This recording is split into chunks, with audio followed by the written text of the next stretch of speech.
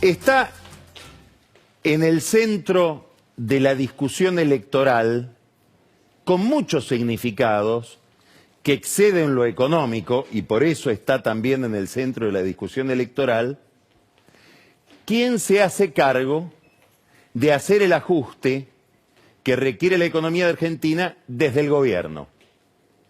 ¿Le toca a este gobierno o le toca al gobierno que viene? Un problema especial para la oposición que se siente destinada a ser el gobierno que viene. Vamos a analizar esta cuestión desde distintos puntos de vista, inclusive vamos a poner la lupa en la palabra ajuste. ¿Qué significa ajuste? Y si esta pregunta es correcta. Lo vamos a hacer durante bastante tiempo, porque después vamos a tener un diálogo con Juan Carlos de Pablo, que acaba de publicar un libro que se llama Argentina 2024-2027, el desafío económico del próximo gobierno. Y es un libro interesantísimo porque justamente no habla de medidas económicas, habla de las condiciones políticas que harían viables las medidas económicas que haya que tomar. Y esto está también en el centro del problema, aunque los economistas no siempre lo tengan tan en cuenta.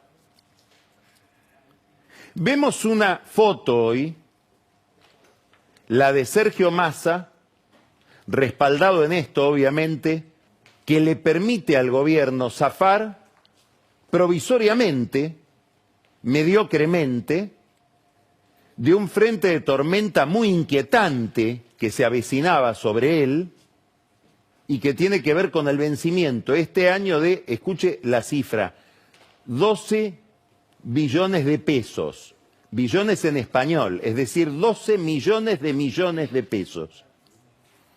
Primera reflexión, estamos hablando de los que venían a desendeudar y ahora los vemos ahorcados por la deuda y obviamente, como cualquier persona ahorcada por una deuda, para renegociar esa deuda y no terminar definitivamente asfixiado, tiene que hacer concesiones muy generosas a sus acreedores. Eso es lo que tenemos de nosotros y fue anunciado por Sergio Massa. Este problema de que vencieran 12 billones de pesos, aun cuando probablemente la mitad de todo eso está en poder del Estado, la otra mitad está en poder del público y dentro del público centralmente de bancos y compañías de seguros. ¿Cuál era el problema? Que es impagable. ¿Por qué es impagable? Porque si alguien reclamara la plata de esos papeles, de esos títulos, habría que hacer una emisión monetaria tan importante que iríamos a rangos de inflación elevadísimos, seguramente de 2 cifras por mes. No sé si hiperinflación, eso se lo podemos preguntar después al profesor de Pablo, pero sí una inflación insoportable, mucho más insoportable que la actual. ¿Cómo evitó Massa este cuadro, esta hecatombe a la que se dirigía si no encontraba una solución? Tenía 2 salidas, o defaultear esa deuda o llegar a un acuerdo para renegociarla. Llegó a esta segunda situación. Los bancos, sobre todo los bancos, accedieron a que a cambio de estos papeles le dieran otros papeles con vencimientos en abril del 2024, octubre del 2024 y febrero del 2025. Es decir, es una deuda que se traslada al próximo gobierno. Cualquiera sea la identidad del próximo gobierno, como Juntos por el Cambio siente que ese gobierno van a ser ellos, se quejan diciendo ¿por qué no hace un ajuste este gobierno y nos pasa la pelota a nosotros? Ahora nos vamos a detener en esta cuestión. Son bonos ajustados por inflación, otros son lo que se llaman bonos duales, inventados por el gobierno de Macri, que ajustan por inflación o por la devaluación de la moneda, según cual sea la variable más ventajosa, y tienen, todavía no lo sabemos a ciencia cierta esto porque no fue anunciado en el comunicado oficial, la posibilidad, primero decían de que el Banco Central, ahora se habla de que sería el Tesoro, el que podría rescatar esos papeles en cualquier momento en que los tenedores creyeran que es inconveniente tenerlos al precio técnico del papel, es decir, según lo que dice ese bono. Bueno, es una especie de regalo. Hoy Alfonso Pratgay decía, bueno, es como comprar o que a uno le den una boleta de PRODE que la llena después de que se jugaron los partidos. Bueno, son regalos que tiene que hacer aquel que está muy asfixiado por una situación de deuda.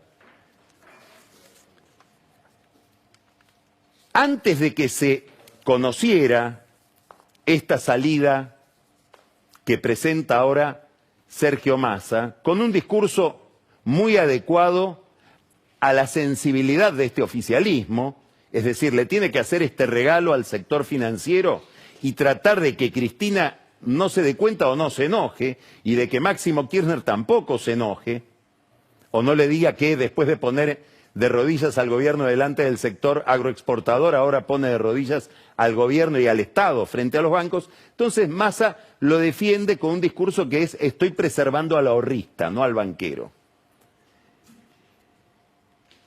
Patricia Bullrich y Luciano Laspina, que es su economista de cabecera, tuvieron entrevistas antes de que se conociera todo esto, cuando se sabía que se estaba negociando, con la Asociación de Bancos, y en esas entrevistas le pidieron a la Asociación de Bancos que no accedan a este canje de papeles sin poner condiciones previamente. Y claro, los banqueros les dicen: nosotros no estamos para hacer política, estamos para no quebrar. Estamos para que nos paguen de alguna manera aquello que prestamos y salvar nuestros balances, donde en gran medida nuestros balances están integrados por estos papeles que le hemos dado al Estado. No somos el Fondo Monetario Internacional, que puede establecer un plan a cambio de determinadas prestaciones de crédito, de determinados desembolsos. Claro, el problema es que tampoco, porque el fondo, que es un gran acreedor de la Argentina, también lo único que quiere es que le paguen. No es el encargado, ya se resignó a no ser el encargado de que haya un plan según las reglas del arte, o por lo menos según lo que se acordó en los papeles, a tal punto que el gobierno, que le ha prometido al fondo y al mercado un ajuste fiscal, acaba de aprobar una moratoria previsional que tiene un costo, según los expertos, de medio punto del producto, y el Fondo Monetario Internacional no abrió la boca. Bajan la mirada cuando les hablan de estos problemas, porque también quiere cobrar. La oposición, ¿qué dice? Bueno, finalmente hay un premio al peronismo, porque el peronismo, con Cristina, con la cámpora adentro, amenaza con volverse loco y no pagar. Con lo cual, la factura la terminamos pagando nosotros, porque es el castigo a nuestra racionalidad, porque el fondo, los banqueros, etcétera, saben o presumen que no haríamos un default. Presunción, a lo mejor un poco confiada o excesivamente confiada, porque hay que recordar que al final del gobierno de Macri hubo un reperfilamiento de la deuda en pesos. La oposición está en una mala situación. ¿Por qué? Y porque, según los criterios de la propia oposición, según los criterios cada vez más ortodoxos, por ejemplo de Mauricio Macri, no podrían recomendar un default. No podrían recomendar tampoco una emisión para pagar todos los títulos que vencen y llevar al país a una hiperinflación. De tal manera que deberían tolerar de alguna manera este acuerdo de Massa. Pero por otro lado, preferirían que el reseteo que requiere la economía argentina se realice ahora y no después del 10 de diciembre, cuando ellos suponen van a estar en el gobierno. Ahora, no es solo una discusión respecto de quién se hace cargo del ajuste económico. Es también una discusión por las candidaturas la que se esconde detrás de este debate. ¿Por qué? Bueno, en el caso de Massa es obvio. Él necesita hacer la mímica del que salvó al gobierno del Frente de Todos de una hecatombe. Cuando era más optimista, o tal vez cuando menospreciaba las dificultades con las que se iba a encontrar, o tenía una autoestima un poco más robusta, él decía: voy a ser Fernando Henrique Cardoso, que fue el que se hizo cargo del problema de la inflación en Brasil durante el gobierno de Itamar Franco. Lo sacaron de la Cancillería, lo mandaron al Ministerio de Hacienda y durante 2 años encaminó las cosas de tal manera que terminó siendo el presidente de Brasil. Bueno, Massa tiene que hacer una especie de parodia de esa situación, o se propone ofrecernos una especie de parodia de esa situación con enormes dificultades, como vamos a ver después. Pero digamos, en este problema que es la negociación de la deuda, se jugaba en gran medida la fantasía o la ensoñación de la candidatura de Massa. En Juntos por el Cambio, más veladamente, no tan claramente, también hay un juego parecido. Detrás de este comunicado que sacaron ayer en Juntos por el Cambio advirtiendo el gobierno nos deja una bomba y relampagueando, insinuando, sin nunca decirlo: cuidado banqueros, cuidado aseguradores, porque a lo mejor estos bonos que ustedes están tomando nosotros en el futuro no los vamos a pagar.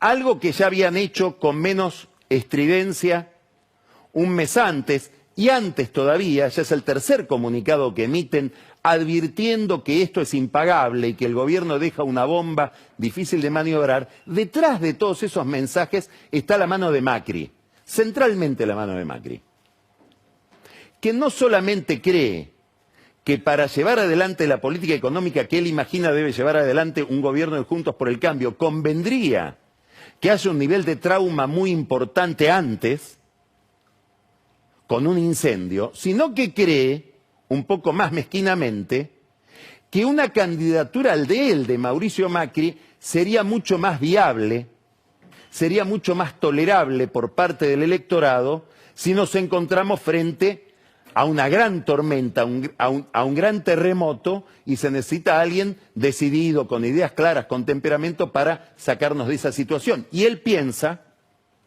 algo difícil de sostener, que del caos uno puede presagiar que va a salir.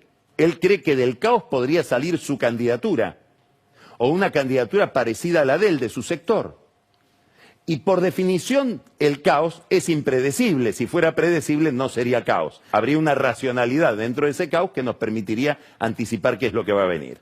Pero digamos, detrás de esta discusión de qué monto de trauma, qué monto de dolor, de padecimiento tiene que haber de aquí a las elecciones o de aquí al 10 de diciembre, están también las jugadas de ajedrez de distintos políticos, sobre todo de Macri.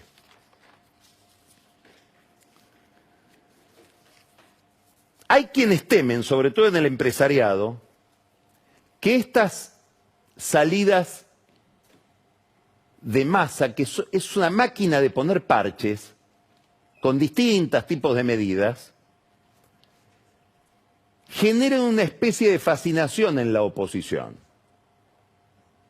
que haga pensar a los candidatos de la oposición que se puede seguir estirando la arruga hacia adelante sin pagar demasiados costos con este tipo de recauchutaje de muy mala factura de la política económica. Ahora, acá hay un tema que después me gustaría hablar con Juan Carlos de Pablo, porque él en su libro en realidad lo que está examinando son estos problemas que son previos a la decisión técnica del economista, que son el marco político y, si uno quiere, el marco social que hace viable una determinada receta económica. Bueno, ¿qué pasa si no hay incendio?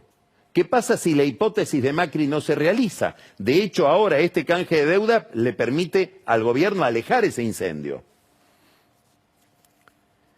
Bueno, a menor incendio se requerirá mayor explicación. Si yo voy a un odontólogo con un dolor de muela insoportable, que no me deja dormir durante 3 noches, el odontólogo va a necesitar explicarme muy pocas cosas para que yo justifique que me tiene que sacar esa muela. Ahora, si voy sin dolor y me tiene que sacar la muela, es muy probable que me tenga que explicar mucho por qué yo tengo que perder una muela si no tengo dolor, o si no tengo tanto dolor. Y esta es un poco la situación en la que se encuentra hoy la sociedad argentina en relación con sus políticos, y sobre todo con los políticos de la oposición. Bueno, si no hay ese trauma, si no hay una sociedad de rodillas pidiéndole a un salvador que haga lo que sea, con el costo que sea, con tal de sacarnos de ese incendio, nos van a tener que explicar muy bien, van a tener que tener mucha autoridad intelectual y política para que los acompañemos en algo que es antipático. Entonces, ¿a dónde estoy yendo? Estoy yendo a que hay una relación directa entre las tareas que hay que hacer, los ajustes y correcciones que hay que hacer, la agenda endiablada que le espera al próximo gobierno y la forma en que se eligen los candidatos, porque de esa forma en que se eligen los candidatos va a surgir el nivel de densidad, de autoridad política, de calidad representativa, en el fondo de legitimidad que tenga el próximo gobierno.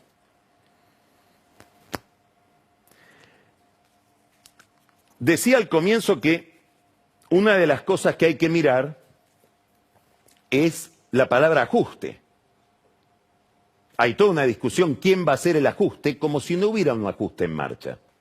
Y tenemos una inflación de más del 100%. Eso se llama ajuste. Nos van a decir, hoy se conoció el índice de inflación de la Ciudad de Buenos Aires, que en general es bastante parecido, por lo menos a la del AMBA, es decir, conurbano y Ciudad de Buenos Aires. 6% de inflación, lo más importante, la inflación núcleo, la que no es estacional, etcétera, esa inflación fue de 6,8%. Es la mayor inflación que nos ofreció Massa hasta ahora. Massa, que para ser candidato nos había prometido que la inflación de abril iba a ser inferior a 3%, va en el sentido contrario de su promesa. Julio María Sanguinetti, un poco en broma, un poco en serio, dice, si vas a decir qué, no digas cuándo, y si vas a decir cuándo, no digas qué. Bueno, Massa dijo qué y cuándo, y tiene ese número colgado ahora en el pecho, que es el número con el que tiene que transitar la campaña electoral. Nos van a decir que es un problema global, que no es un problema argentino, porque hoy en el gobierno estaba circulando esta noticia.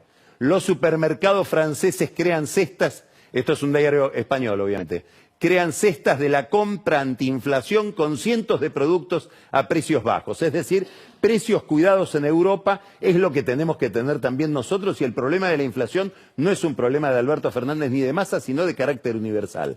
Este va a ser el balbuceo del gobierno probablemente en los próximos días, desde que se enteraron de esta noticia que es de hoy. El ajuste está en marcha desde hace tiempo. Me gustaría mostrarle este cuadro, que lo publica en Twitter Cristian Milo. Esto es desde el 1995 hasta el 2023, hasta ahora, el comportamiento del salario real. ¿Por qué vota la gente? No sabemos, es un misterio. Pero si hubiera que elegir un factor que determina el voto, este es uno. Si uno mira la curva del salario real, del poder adquisitivo de la gente, y la superpone con la popularidad de un gobierno, de un presidente, y con el éxito o fracaso electoral de ese gobierno, son líneas, curvas bastante parecidas. Es muy interesante este punto. Esto está cayendo con ciclos, etcétera, pero esto está cayendo desde el año 2013. Este cuadro, y centralmente desde el 2017, este cuadro es muy interesante porque nos explica, si le asociamos al comportamiento del salario real, la historia política de los últimos años. Y miren cuál es el comportamiento de este último ciclo. Bueno, esto es la que la está enloqueciendo a Cristina desde hace 3 años. Desde que se inició este gobierno, y sobre todo desde que perdieron las elecciones del 2021, que es la pérdida del poder adquisitivo del salario, porque es muy difícil ganar elecciones con esa dinámica. Y esto se llama ajuste. Este es el ajuste que todos estamos padeciendo, que lo realiza el desistimiento de la política de tomar las medidas que hay que tomar. Entonces no es ajuste o no ajuste, es qué ajuste preferís. El que hace la política, suponemos con cierta racionalidad y mirando algunas variables importantes como las que tienen que ver con la aceptación o tolerancia social de determinadas medidas, o el ajuste que hace el mercado a ciegas, que es este. Bueno, con este comportamiento, Massa arregló una mínima parte del problema que tiene por delante. Es decir, nos estarían engañando si nos quieren hacer creer con esa espectacularidad que suele tener Massa para sus pequeñas buenas noticias, que hoy con este canje de deuda se resolvió el problema de la economía argentina. Tiene otro problema. Si uno hoy habla con cerealeros, ellos calculan que la oferta de dólares al Banco Central va a tener una pérdida este año, una caída de 15.000 millones de dólares. Bueno, en algún momento veremos otro dólar soja, 3 o 4 o 5, para estimular a los chacareros a que liquiden, y algunos van a liquidar, ¿por qué? Y porque hicieron una inversión muy grande y ellos no reciben tampoco los dólares que corresponden. Eso es el peso de la sequía, que ha sido una sequía extraordinaria. Cuando uno habla con meteorólogos, ellos comentan que es muy raro encontrar, por lo menos desde la década del 70 no sucedía, 3 años seguidos con muy mal clima. Y hoy ya la oposición está preguntando cómo va a ser el año que viene, en materia de lluvias y humedad del suelo, que no siempre van de la mano. Quiere decir que el gobierno sigue muy desafiado por la realidad económica. Y vuelvo al criterio inicial. Todo lo que no sea trauma, todo lo que no sea incendio, todo lo que no sea terremoto, va a requerir de mejor explicación, de mejor calidad de la política. Entonces, cuando uno está mirando la agenda económica, al menos en mi caso, y en esto creo que estoy alineado con el libro que acaba de publicar Juan Carlos de Pablo, me interesa secundariamente cuál es la receta. Dice, estamos con los equipos técnicos armando los planes. La verdad que me importa poco. Entre otras cosas porque se parece todo bastante. Tanto se parece que el programa que Massa dice llevar adelante con el fondo se parece muchísimo más a lo que podría estar haciendo un gobierno de Juntos por el Cambio que a lo que tiene en la cabeza, por ejemplo, Axel Kicillof o Cristina. Lo que sí me interesa es cuáles van a ser las condiciones políticas con las cuales pretenden llevar cualquier receta económica. Y para eso tengo que mirar cuál es la calidad del proceso electoral. Hoy vemos que en el PRO se va diseñando ya un enfrentamiento, parece inevitable, entre Patricia Bullrich y Horacio Rodríguez Larreta. ¿Cómo va a jugar el radicalismo ese partido? Todavía no lo sabemos. Ambos candidatos aspiran a que el radicalismo se vaya alineando detrás de sus postulaciones. Que haya un radicalismo más Bullrich, si uno quiere más de derecha, y un radicalismo más Larreta, más socialdemócrata, no tan de derecha, más de centro. Un signo de interrogación es qué va a pasar con la candidatura de Manes. ¿Qué evolución va a tener esa candidatura? Porque daría la impresión de que Manes sigue jugando su partido y no pretende llegar a ningún acuerdo, por lo menos hasta ahora. En este juego hay un actor principal, que es Mauricio Macri, que está demostrando tener una astucia, un entendimiento del juego interno, del juego del poder, una capacidad de manipulación sobre determinadas personas increíble, que no le conocíamos al Macri presidente. Hay gente en el PRO que dice, si este Macri de hoy hubiera sido el que presidió el país, tal vez la política económica hubiera tenido otro destino, porque la política hubiera tenido otro destino. ¿Qué está haciendo Macri? Contiene todo lo propio con Bullrich y divide a la oposición interna. ¿Cómo?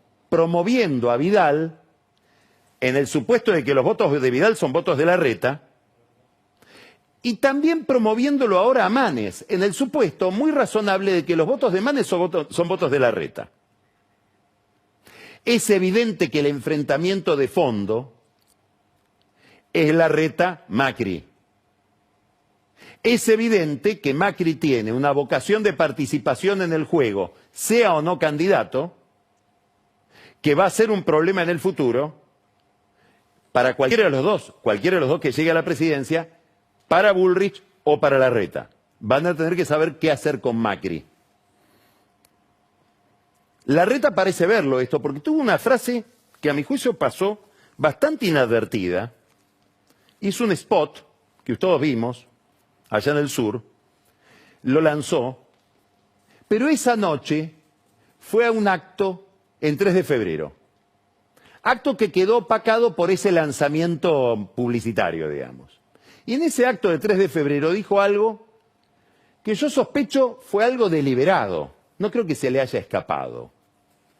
Larreta pronunció la declaración, a mi juicio, más dura que pronunció hasta ahora a nivel interno de la interna de Juntos por el Cambio y de su dúo sucesorio con Macri.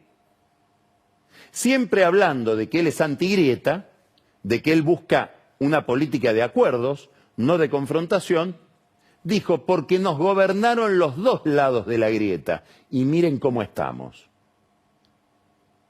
Dijo algo intolerable para Macri y para el macrismo. Casi que equipara la experiencia de Cristina con la experiencia de Macri. Y a los dos les atribuye el fracaso.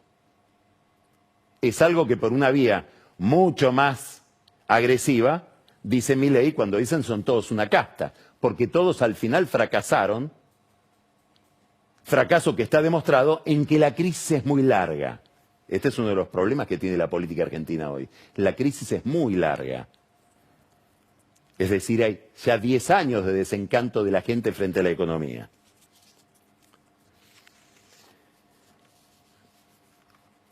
Larreta quiere mostrarse entonces como alguien que está puesto fuera de esa polarización y que está concentrado en gobernar. De hecho, no fue a la fiesta de la vendimia. Y probablemente mañana, en una demostración de que quiere presentarse como un hombre de gobierno, de alguna novedad en la ciudad de Buenos Aires, anunciando una rebaja de impuestos, sin esperar a que la Corte le dé la razón a la ciudad de Buenos Aires en materia de coparticipación, que es lo que él había dicho. Dijo, si me devuelven los recursos que me quitaron, yo eso lo voy a aplicar una baja de impuestos. Aparentemente lo va a hacer sin esperar a que le devuelvan los recursos. Vamos a ver qué pasa mañana. ¿Qué hay que mirar de todo esto, de este ajedrez que acabo de plantear?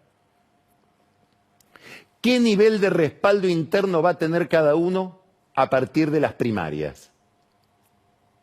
Si uno mira a un líder importante de los últimos 50 años en la Argentina, con independencia del juicio que usted tenga respecto de la calidad de ese liderazgo y de la orientación conceptual que tuvo, Menem. Menem fue Menem, bueno, es cierto, porque tuvo un contexto de crisis que lo ayudó a llegar y que después casi lo devora, y sobre todo fue Menem porque le ganó una interna a Cafiero, es la única interna que celebró desde el año 45 el peronismo, hasta hoy. La única interna que le permitió decir en sentido pleno somos un movimiento democrático. Hubo un ganador y un perdedor. Probablemente hoy necesitamos que haya un ganador y un perdedor en cada fuerza política.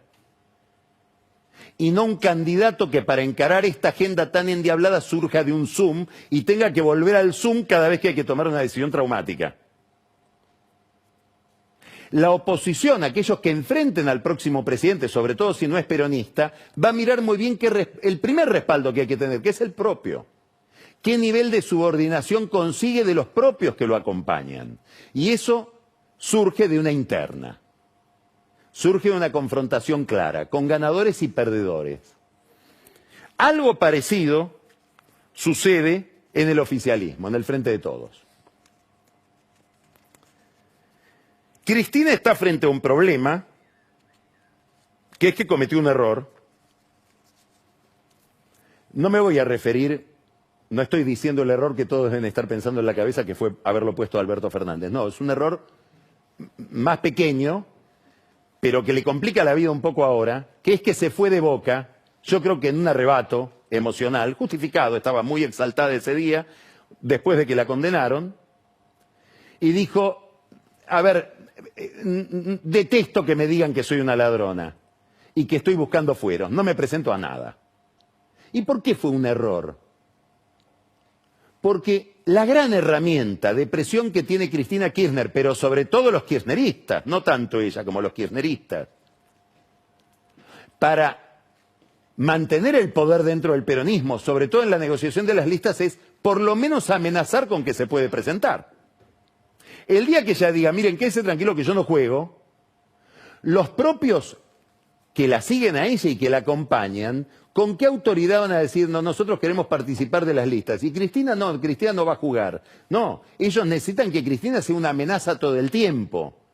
Dame un lugar en las listas de este municipio porque si no la traigo a Cristina. Ahora están tratando de rescatarla de ese error con el argumento de la proscripción.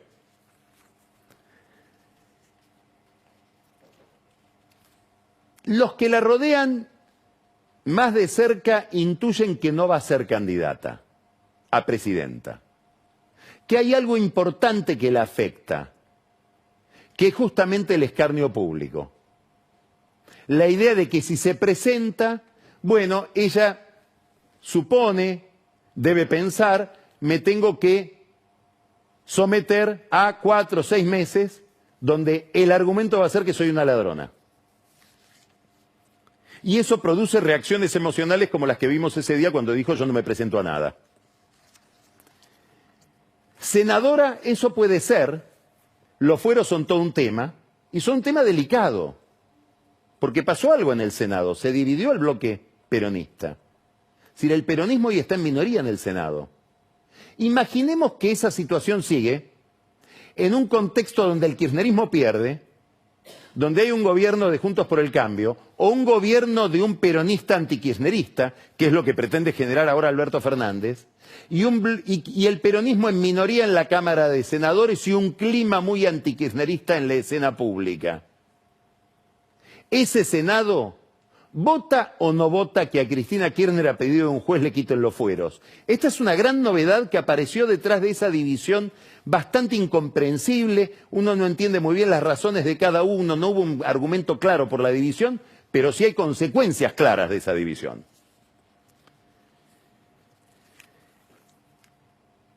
Más allá de esto, la cámpora, el kirchnerismo que no cámpora pero que la rodea, la quiere o la necesita, ha empezado esta campaña de rescatarla del desistimiento. ¿Cómo? Diciendo que no está inhabilitada, que está proscripta. Se enredan en el argumento. Por ejemplo, Guado de Pedro el otro día dijo porque la proscriben, la persiguen, etcétera, y vamos a hacer todo para que cambie su oposición. ¿Pero cómo? ¿La persiguen o hay que hacer que cambie su opinión? Hoy mismo, Larroque dijo, bueno, vamos a generar toda la potencia política necesaria para que Cristina revise su posición y sea candidata y pueda ser candidata. Entonces, ¿hay una proscripción o hay una decisión? ¿La proscribieron o solamente le aplican el Código Penal y de Procedimientos que establece que ante determinado delito y no se puede presentar? Es un contrato entre uno y la ley, que uno lo sabe antes de meterse en el problema.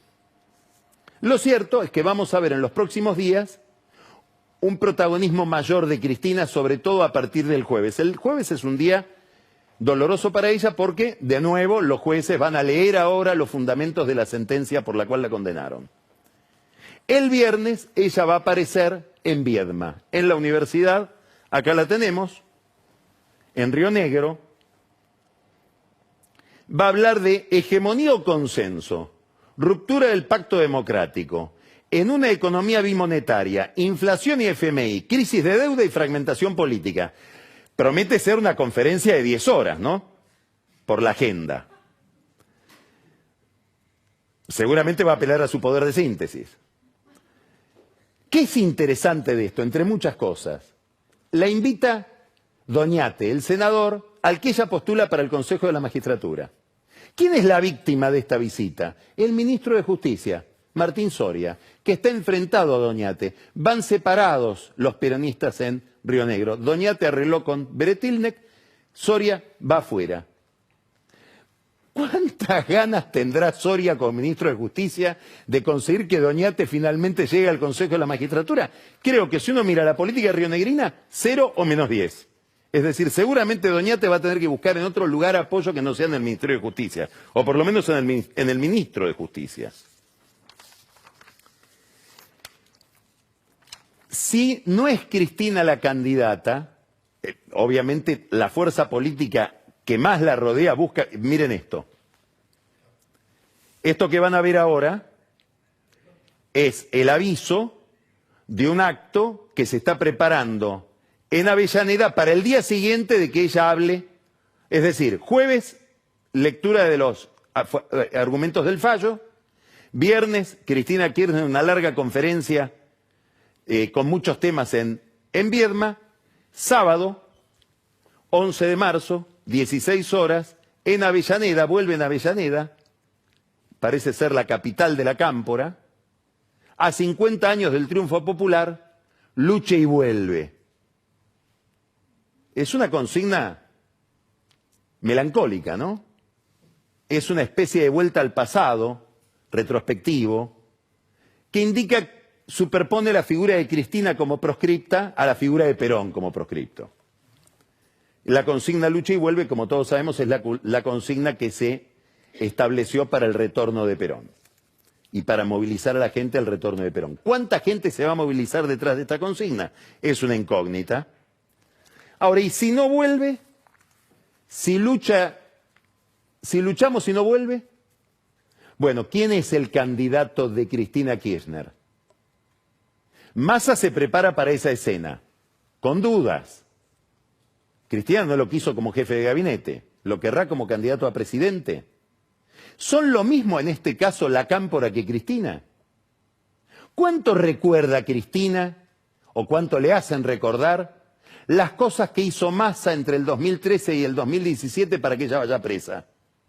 Esto es una enorme dificultad para la candidatura de Massa, que es la misma dificultad o superior que el nivel de inflación. Axel Kicillof está abrazado al sillón de Dardo Rocha, a la gobernación de la provincia de Buenos Aires, como un náufrago en una tabla. No quiere que lo saquen de ahí. Y se prepara Guado de Pedro, que tiene que adquirir un volumen suficiente como para que el peronismo ligado a Cristina Kirchner acepte ir detrás de él. Del otro lado, Alberto Fernández, a quien pareciera que la Cámpora está forzando a ser candidato, porque lo insultan tanto que, claro, tiene que evitar él que haya un candidato que lleve esas banderas a la elección. La principal bandera de un candidato de la Cámpora probablemente serían los insultos a Alberto Fernández. Mide, ¿ese candidato sería yo, piensa, o habrá otro capaz de ser candidato y no insultarme por mi gobierno? Es un signo de interrogación que está sobre la mesa, en el centro de la escena política del peronismo, y que hoy tuvo una novedad. Aparece en un lugar muy identificado con el kirchnerismo, el portal El Destape, que dirige a alguien militante kirchnerista, como es Roberto Navarro, y aparentemente aparece una conversación del presidente con Roberto Navarro, diciendo, imagínense cómo cayó esto en la casa de Cristina Kirchner, tiene que haber un candidato kirchnerista, que el propio Alberto lo pone, les pone el candidato, que podría ser Capitanich, dice, y yo que lo enfrento. Para terminar, mi consigna sería terminar con 20 años de kirchnerismo. Ah, linda consigna. Daría la impresión de que también acá se va una interna, con una incógnita adicional.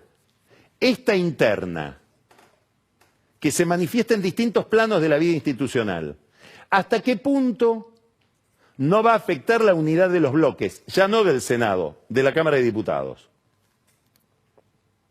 donde los alineamientos son extraños. Si uno mira, por ejemplo, el tema de la operación contra la Corte, del juicio político a la Corte, ¿quiénes llevan adelante esa operación? Leopoldo Moró, Cristina; Eduardo Valdés, Cristina; la diputada Galiar, Alberto; el diputado Germán Martínez, presidente del bloque, Alberto o Rossi.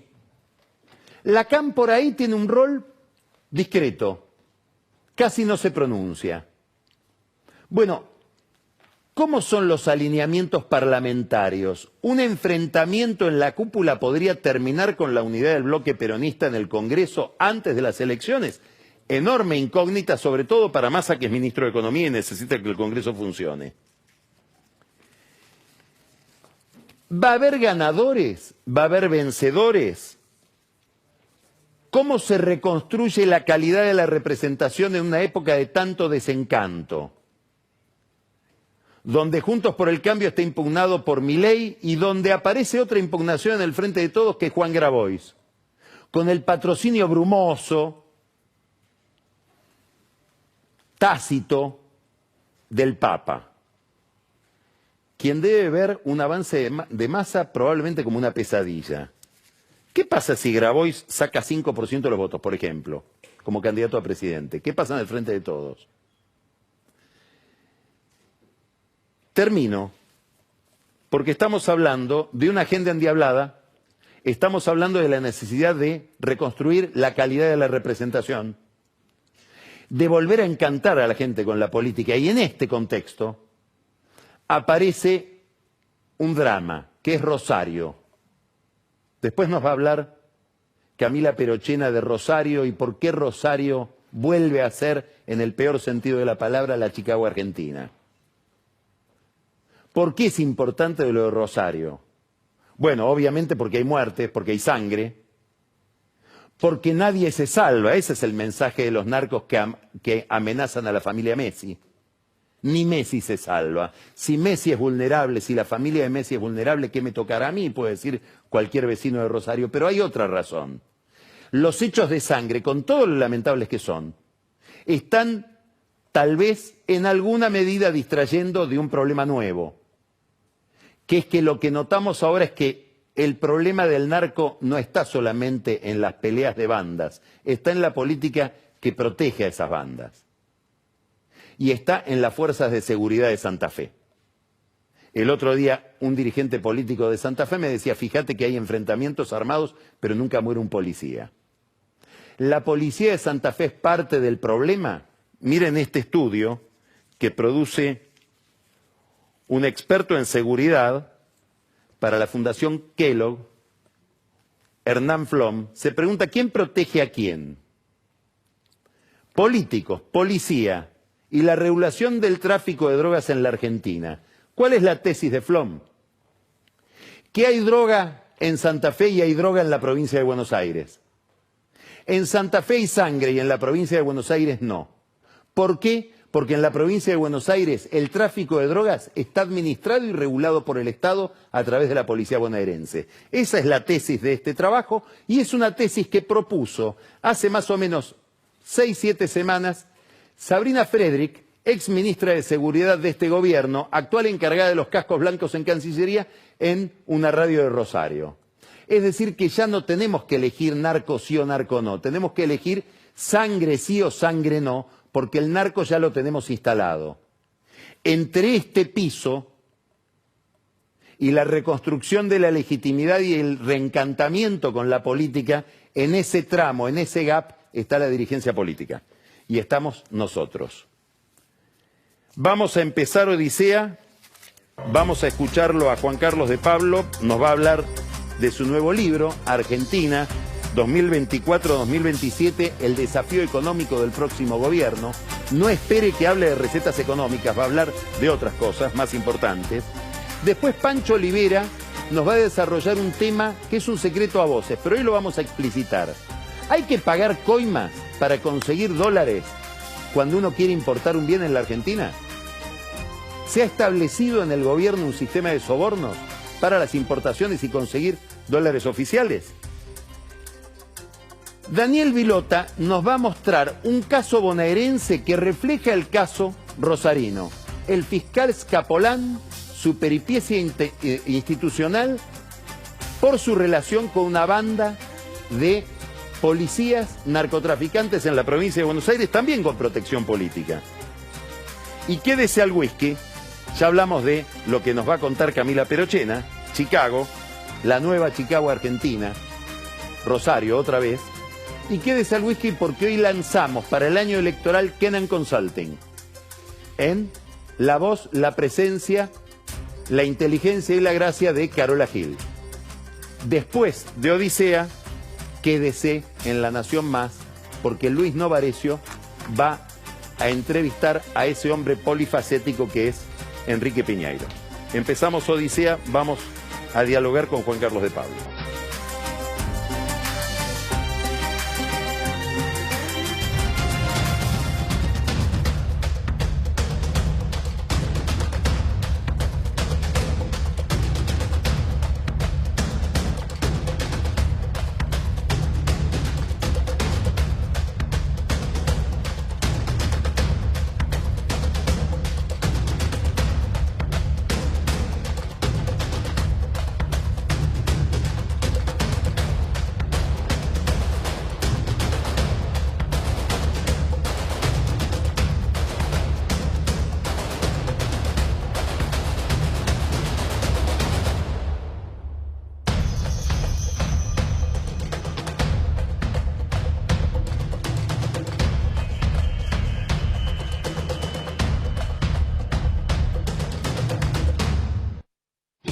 Con Banca Privada Galicia, invertís sin límites, porque invertís en fondos nacionales e internacionales, con expertos que te asesoran en cualquier momento. Te ayudamos con tus inversiones para que solo pienses en disfrutar.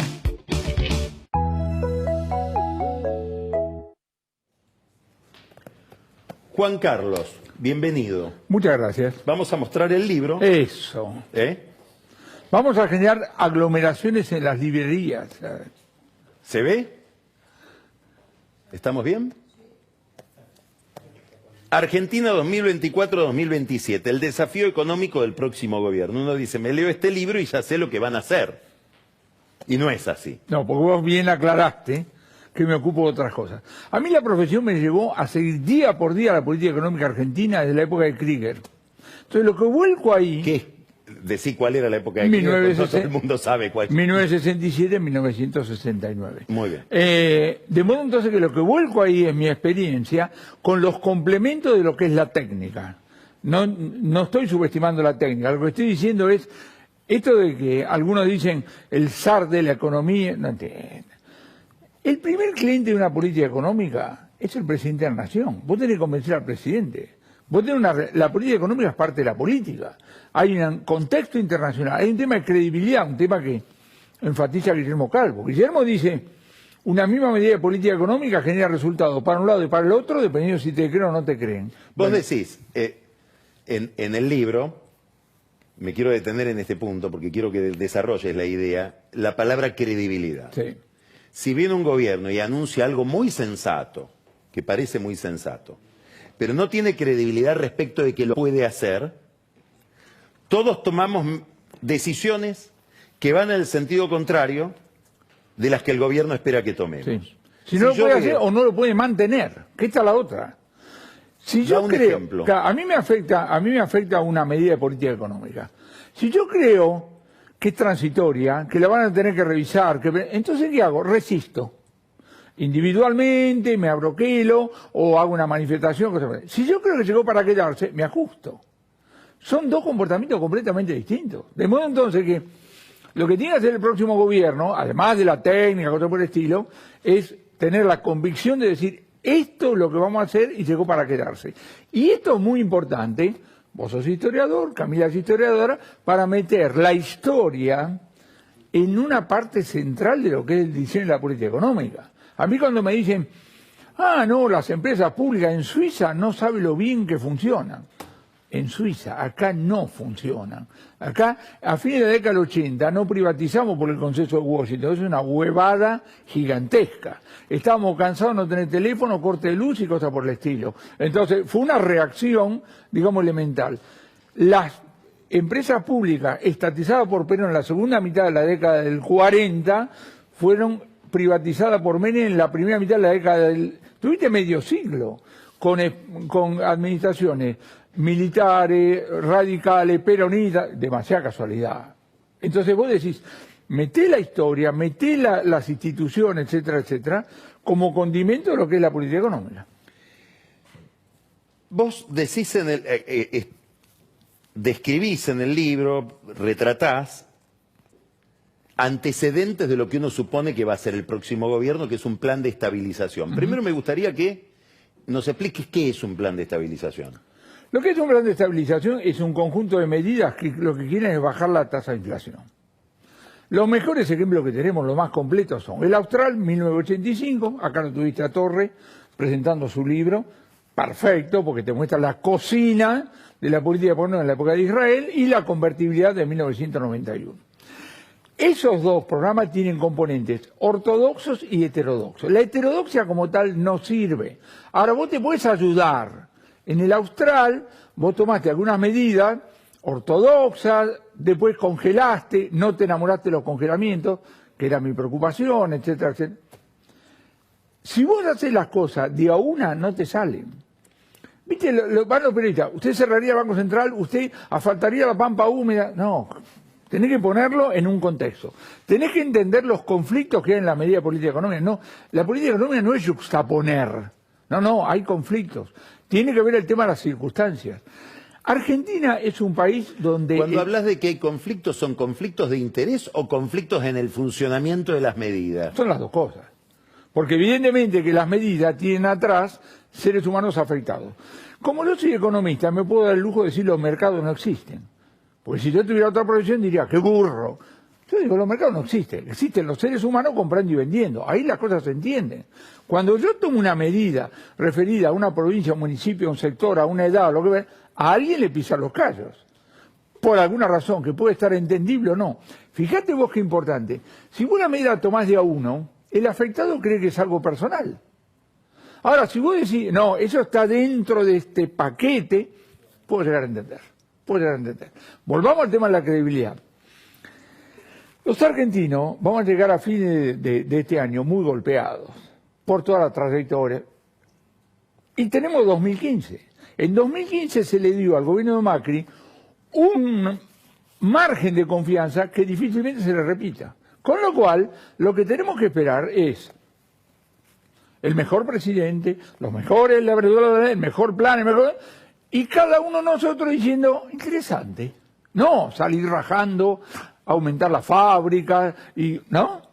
Con lo cual, el que tenga, entre comillas, la mala suerte de ganar la elección y empezar a trabajar a partir de él, tiene que bancarse que la respuesta por parte de cada uno de nosotros no tenga la velocidad que desearía. Pero bueno, es parte de lo que tenga que ver. A mí me gusta en términos históricos decir, si yo pienso el primer semestre de 2024, yo me acuerdo del primer semestre del 59, donde Frondizi lanza el programa después de 7 meses de ser presidente, unifica los tipos de cambio, libera el tipo de cambio, libera los precios, qué sé yo, todas las cosas que hace, y vos tuviste, en un semestre se duplicaron los precios, que para ese momento era un lío bárbaro, tuviste recesión, huelga, bombas, y después la cosa se fue complicando.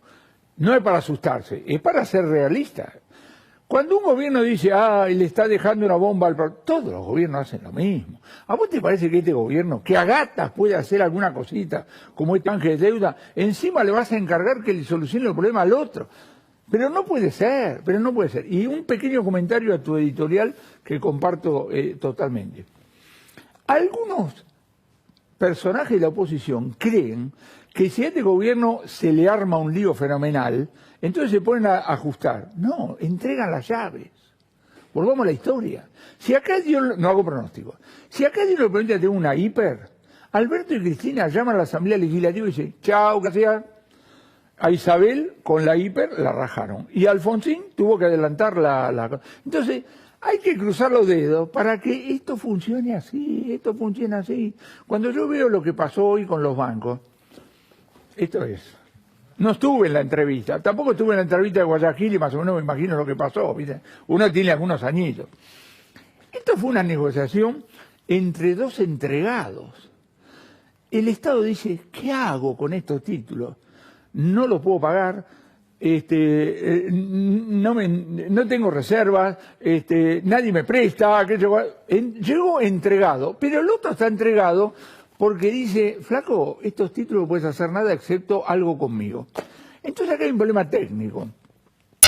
Si yo tengo dos partes entregadas, tengo un pedazo bastante grande para discutir. Ahí es donde los técnicos pueden decir, los bancos sacaron más, el Estado sacó más, y no me puedo meter porque no soy un técnico.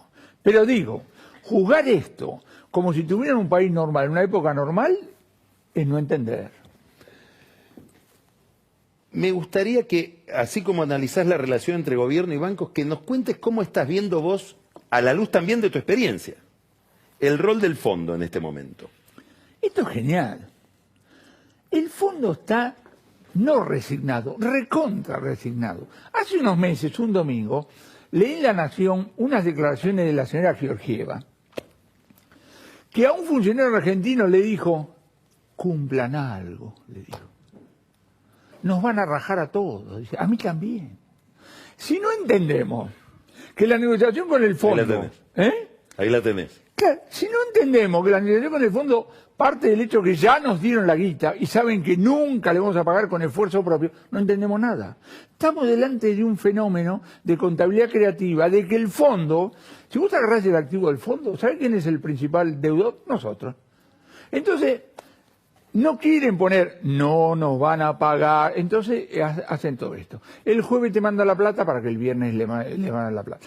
Todos los que hacen la manifestación en la 9 de julio para pelear contra el fondo, yo digo, muchachos, o van a hacer la manifestación en otro lugar y no molestan a nadie, o cambien, hagan con una cosa que tenga más sentido. La negociación de 2018 tuvo un componente político clarísimo, clarísimo. Y la de 2022 tiene que ver con que no estamos negociando plata, de todas las cosas, otra cosa que dijiste. Hay un tema en 2023 cuantitativamente muy importante y el gobierno de turno no tiene, que es el tema sequía. Cuando vos decís, el valor de la exportación está bajando, pongamos 15%, en un mundo que no tiene reserva, no te estás diciendo, hay un agujero fenomenal.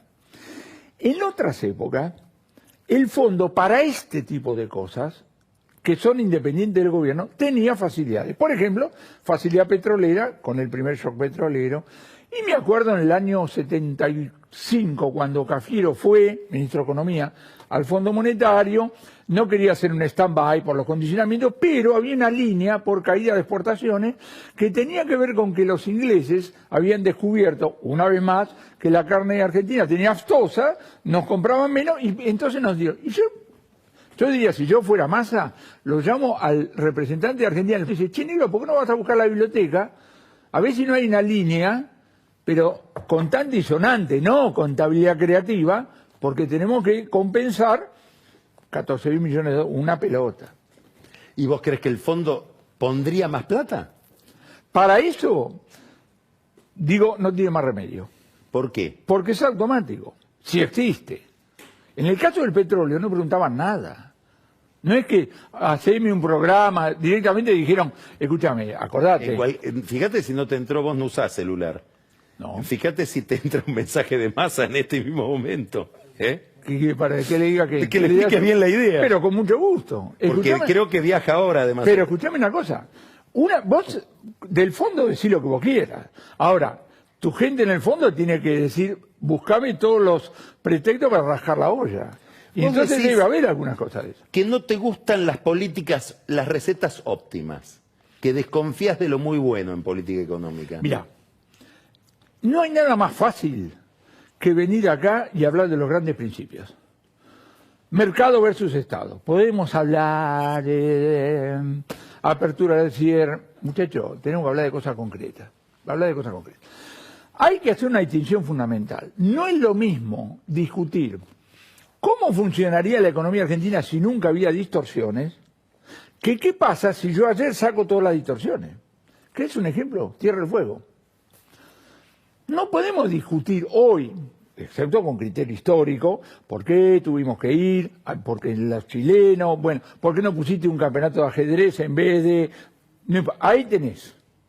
Ahora, vos tampoco vas a sacralizar, vos podés agarrar y decir, atención, en economía usamos esta idea que es muy interesante. Los modelos masilla-masilla de los modelos masilla-arcilla. Lo desarrollás a ver, explica la idea. Importante. En el Agarra libro. masilla. Tenemos un bote y hacemos un muñequito. Terminamos de jugar, hacemos y volvimos. La realidad es masilla-arcilla. Vos con la masilla haces, no sé, calentás, y ya lo tenés, ya está. Vos tenés la fábrica que tenés, vos Morón tenés, vos tenés el parque industrial. No digo sacralizar, vos no tenés que decir, bueno, ya está, ahora 100 Vos lo que años... estás diciendo es que el que dice quiero ser Australia, de hoy para mañana, está ignorando... Está diciendo una barbaridad y está cometiendo un pecado mortal.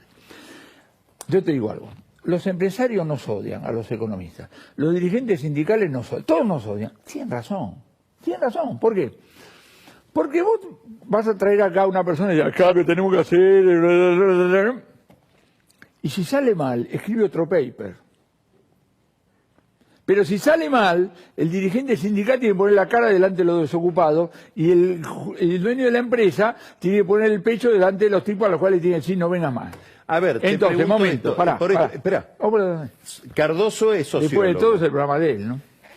Cardoso es sociólogo. No es economista. Armó un gran equipo de economistas, pero no es economista. Fue un gran ministro de Economía en Brasil. Vos, si fueras vos presidente, presidente, ¿pondrías un economista en el Ministerio de Economía? Pondría a alguien que un tenga empresario? los conocimientos de economía que vos necesitas para ser un buen ministro de Economía, los aprendés en el primero o segundo curso de Economía. Si además tenés sensatez, experiencia, sabes escuchar, cosas así. Ahora, abajo sí tenés que tener un cuerpo técnico. ¿Por qué? Porque las negociaciones se han hecho cada día más complicadas. Esta cosa que estamos hablando vos y yo, del canje y la deuda, cosa por el estilo, de repente implica un libro de 400 páginas, que hay toda una serie de detalles, ¿entendés? Sí, sí. Bueno, la política económica se ha hecho mucho más complicado que cuando yo estaba en la facultad, cosa por el estilo. Ahora, el tipo que está a cargo tiene que saber, digamos, tiene que poder interactuar con los economistas, pero también tiene que poder interactuar políticamente. No existe otra cosa, ¿entendés? ¿Por qué? Porque vos tenés que vender. Está saliendo en Netflix este documental de Simón Pérez. Sí. Bueno, Simón Pérez no es economista, cualquiera se da cuenta. Era el primer ministro, pero el tipo tenía una idea y sabía manejar, se sabía vender, etcétera, etcétera, etcétera. Y ahí es así. Te quiero hacer la última pregunta, un poco apalancado en algo que vos decís hacia el final del libro, que me gustó mucho, porque tiene un giro positivo al que no estamos tan acostumbrados en estos tiempos. Que es, ¿qué te gustó de la economía del 83 hasta ahora? A 40 años de democracia. Lo que te gustó, no el lamento de lo que no salió. No, y es muy importante. Porque vos tenés que aprender de lo que funciona. ¿Y ¿no? de qué podríamos aprender? No de lo que... Entonces, ¿por qué puse ese último capítulo? Porque 40 años no fueron todo lo mismo. No fueron todo lo mismo. ¿Qué me gusta de alguna? Primero, buena lectura del mundo. Un presidente argentino no tiene que cuestionar el mundo. Toma el mundo como viene y actúa en consecuencia. Ejemplo, Frondizi, ejemplo, Menem. Después tenés tipo que cuestionaba el mundo. Alfonsín, ¿viste? No. Segundo, la confianza que tiene la persona lo lleva a tener un gran gabinete. ¿Entendés? Grandes ministros. Otro tiene unos ministros y dice, no funciona ahí, querido. ¿Qué contrataste? ¿Entendés? Funciona. Bueno, ese tipo de cosas. Después, el rol de las circunstancias. La década del 90. No puedes hacer un análisis serio de la década del 90 si no la partís en dos. La primera mitad, desde el punto de vista internacional, todo a favor. La segunda mitad, todo en contra. Acordate, crisis mexicana, tequila, crisis rusa, crisis asiática, devaluación de Brasil, todas te pegaban, todas, digamos, te pegaban. Moraleja, vos tenés que tener eso en cuenta porque es muy importante. A mí me gusta decir, el mundo no depende de nosotros sí del mundo. ¿Viste? Los argentinos decimos, sí, ¿qué opinan de nosotros? Nada opinan de nosotros. Messi, gracias, nada más. En cambio nosotros tenemos que tener una buena lectura de cómo funciona el mundo. Y además de todos los problemas que tenemos, el mundo está más complicado que antes. Con lo cual, viste que vos, En la convertibilidad dicen, me pego al dólar e importo tranquilidad. Hoy está más tranquilo que hace 6 meses, desde el punto de vista financiero, económico, etcétera. Pero seguimos con una espada de Damocles a raíz de la invasión rusa a Ucrania, que, viste, por ahora seguimos en camino de ida. A mí me gustaría estar mal informado y que vos me digas, ¿sabés qué, Juan Carlito? Hace 2 horas que terminó. ¿Qué suena? No se sabe cuándo termina, claro. No tenés la menor idea. Henry Kissinger, un joven que este año cumple 100 años. Vos 80. 80. Escribí. Vamos a decir que vos escribiste un gran libro, que yo tengo y releo. ¿Lo escribiste a qué edad? El de las memorias. Sí. Y ese fue en el año 90, más o menos. Porque te tomaste un trabajo que nos evitó el trabajo a todos, de hacer una gran selección del pensamiento de Kissinger, traducido como si fuera el príncipe de Maquiavelo, Efectivamente. digamos, como si fueran instrucciones de buen gobierno. Es la misma, exacto, porque él escribe las memorias en base al mismo ¿Y el principio. centro cuál es? Lo que ibas a decir. El tema del liderazgo. El tema del liderazgo. Kissinger dice lo siguiente. El último libro, publicado el año pasado, se llama Liderazgo. Él trabaja sobre la base de Gaulle, Adenauer, Nixon, Anwar el Sadat, el de Singapur, que nunca me acuerdo cómo se llama, y Margaret Thatcher. La tesis de Kissinger es, el líder está 2, 3 pasos adelante de la población. Si está 20 pasos es un profeta y lo matan. Y si está 3 pasos atrás, no sirve. Y él está convencido, y la verdad, yo estoy de acuerdo con él. Necesitas un tipo con convicción, un tipo que entienda que el mundo es incierto y se la tiene que jugar. ¿Qué vamos a hacer? No un loquito, pero esa cosa que dice, vamos. Cuando, hablando de otro expresidente, decía, bueno, la población no pedía, no reclamaba. Yo digo, la población a Frondizi no le pidió la patata del petróleo.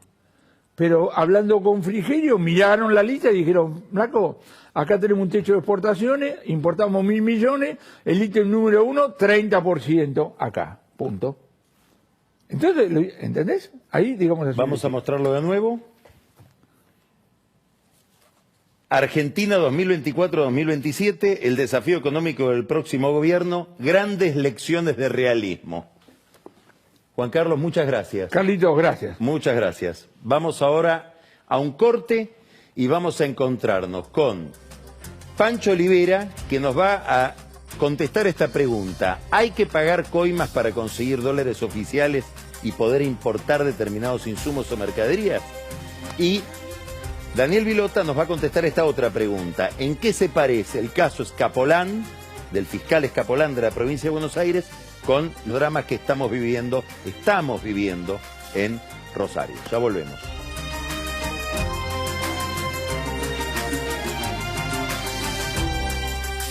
Con foco en el futuro, introducimos una visión renovada en nuestra marca. Newmark Knight Frank ahora es Newmark. Newmark es la más Pero antes de contestar tu pregunta, que no voy a esquivar, la de las coimas, ¡Epa! hay una información de último momento respecto del apagón, del incendio, los incendios Sí. que nos dejaron sin luz a gran cantidad de argentinos la semana pasada nomás. Primero veamos cuál es la certeza que tiene el presidente. Esto decía el fin de semana. Mira. Terminó mi discurso y a las 3 horas apareció un extraño incendio que dejó sin luz a un montón de gente. Yo no tengo ninguna duda que eso fue un saqueo, ¿eh? No, Yo un sabotaje. tengo ninguna duda que... un sabotaje. Claro. No tengo ninguna duda que fue un sabotaje, ¿eh? Ninguna duda. ¿Fue ¿Intuición algo o preparado? información? No, es obvio que fue un sabotaje, porque lo único que estaba incendiado era el campo debajo de esa torre. Entonces, no tengo ninguna duda que fue un sabotaje. Ninguna duda. Ninguna duda. Ninguna duda. Y el sabotaje tuvo por propósito, bueno, cambiar el eje de lo que había sido mi discurso. Alberto Fernández no tiene ninguna duda. Probablemente el mejor sabotaje hubiera sido hacerlo un rato antes y que no se pueda ver el discurso de él. Por ejemplo. No saben ni hacer sabotajes estos saboteadores. O saqueo. Te lo como hacen dijo 3 el horas presidente. tarde. ¿Qué dijo? Claro, con un corte de luz liso Claro, y llano sí. ya arruinabas todo. ¿Qué piensa Sergio Massa? Algo parecido. Pongamos la denuncia que manda el propio Massa ese día. Ahí la tenés. Bueno, lo leo rápidamente. Lo importante acá es el último párrafo. Dice, le pide al juez que intervenga, dice, en ese sentido, atendiendo a la certeza que me invade sobre la intencionalidad de los acontecimientos, solicito a vuestra señoría prosigan las actuaciones de rigor. Muy lindo el verbo, me invade una certeza. Sí, formal, ¿no? Formal. Me invade, como algo externo que me...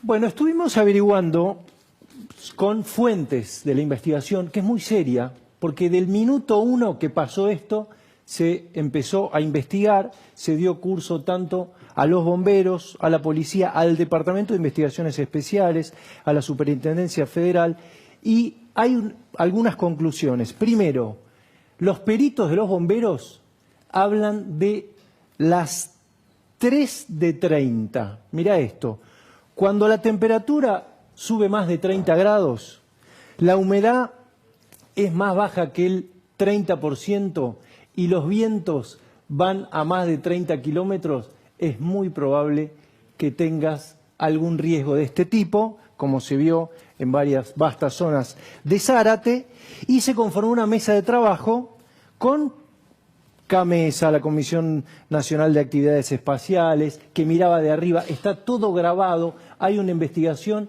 que hasta ahora no permite o no da elementos para sospechar de un sabotaje. Hasta ahora. No quiere decir que mañana aparezcan nuevos indicios. Pero está todo grabado, hay un estudio catastral. Me parece importante decirlo porque en esto, viste, muchas veces se zanatea. Vamos ahora a sospechas, certezas. Sí, a la pregunta que me habías hecho. Sí. Mirá, esto La se pregunta perfila... es, ¿se pagan, hay que pagar coimas para conseguir dólares oficiales de tal manera que uno pueda...? La respuesta es sí. ¿Sí? Sí. Yo nunca me encontré en un trabajo periodístico con tanta coincidencia abrumadora de todos. Te digo que hablé con no menos... Hasta de los que cobran las coimas. Sí, del gobierno también. Hablé con no menos de 20 empresarios y te hablan de que esto va a ser un escándalo creciente, seguramente hay una investigación. Algunos despachantes de aduana te hablan de un festival de gestores. ¿Qué es lo que pasa? Tenemos cepo, nos faltan dólares y sobre todo los últimos 5 o 6 meses empezaron a aparecer intermediarios que te dicen, a cambio de una parte de la mercadería que vos querés importar, yo tengo un contacto en el gobierno y te autorizo, te libero o consigo que te autorizan esa mercadería.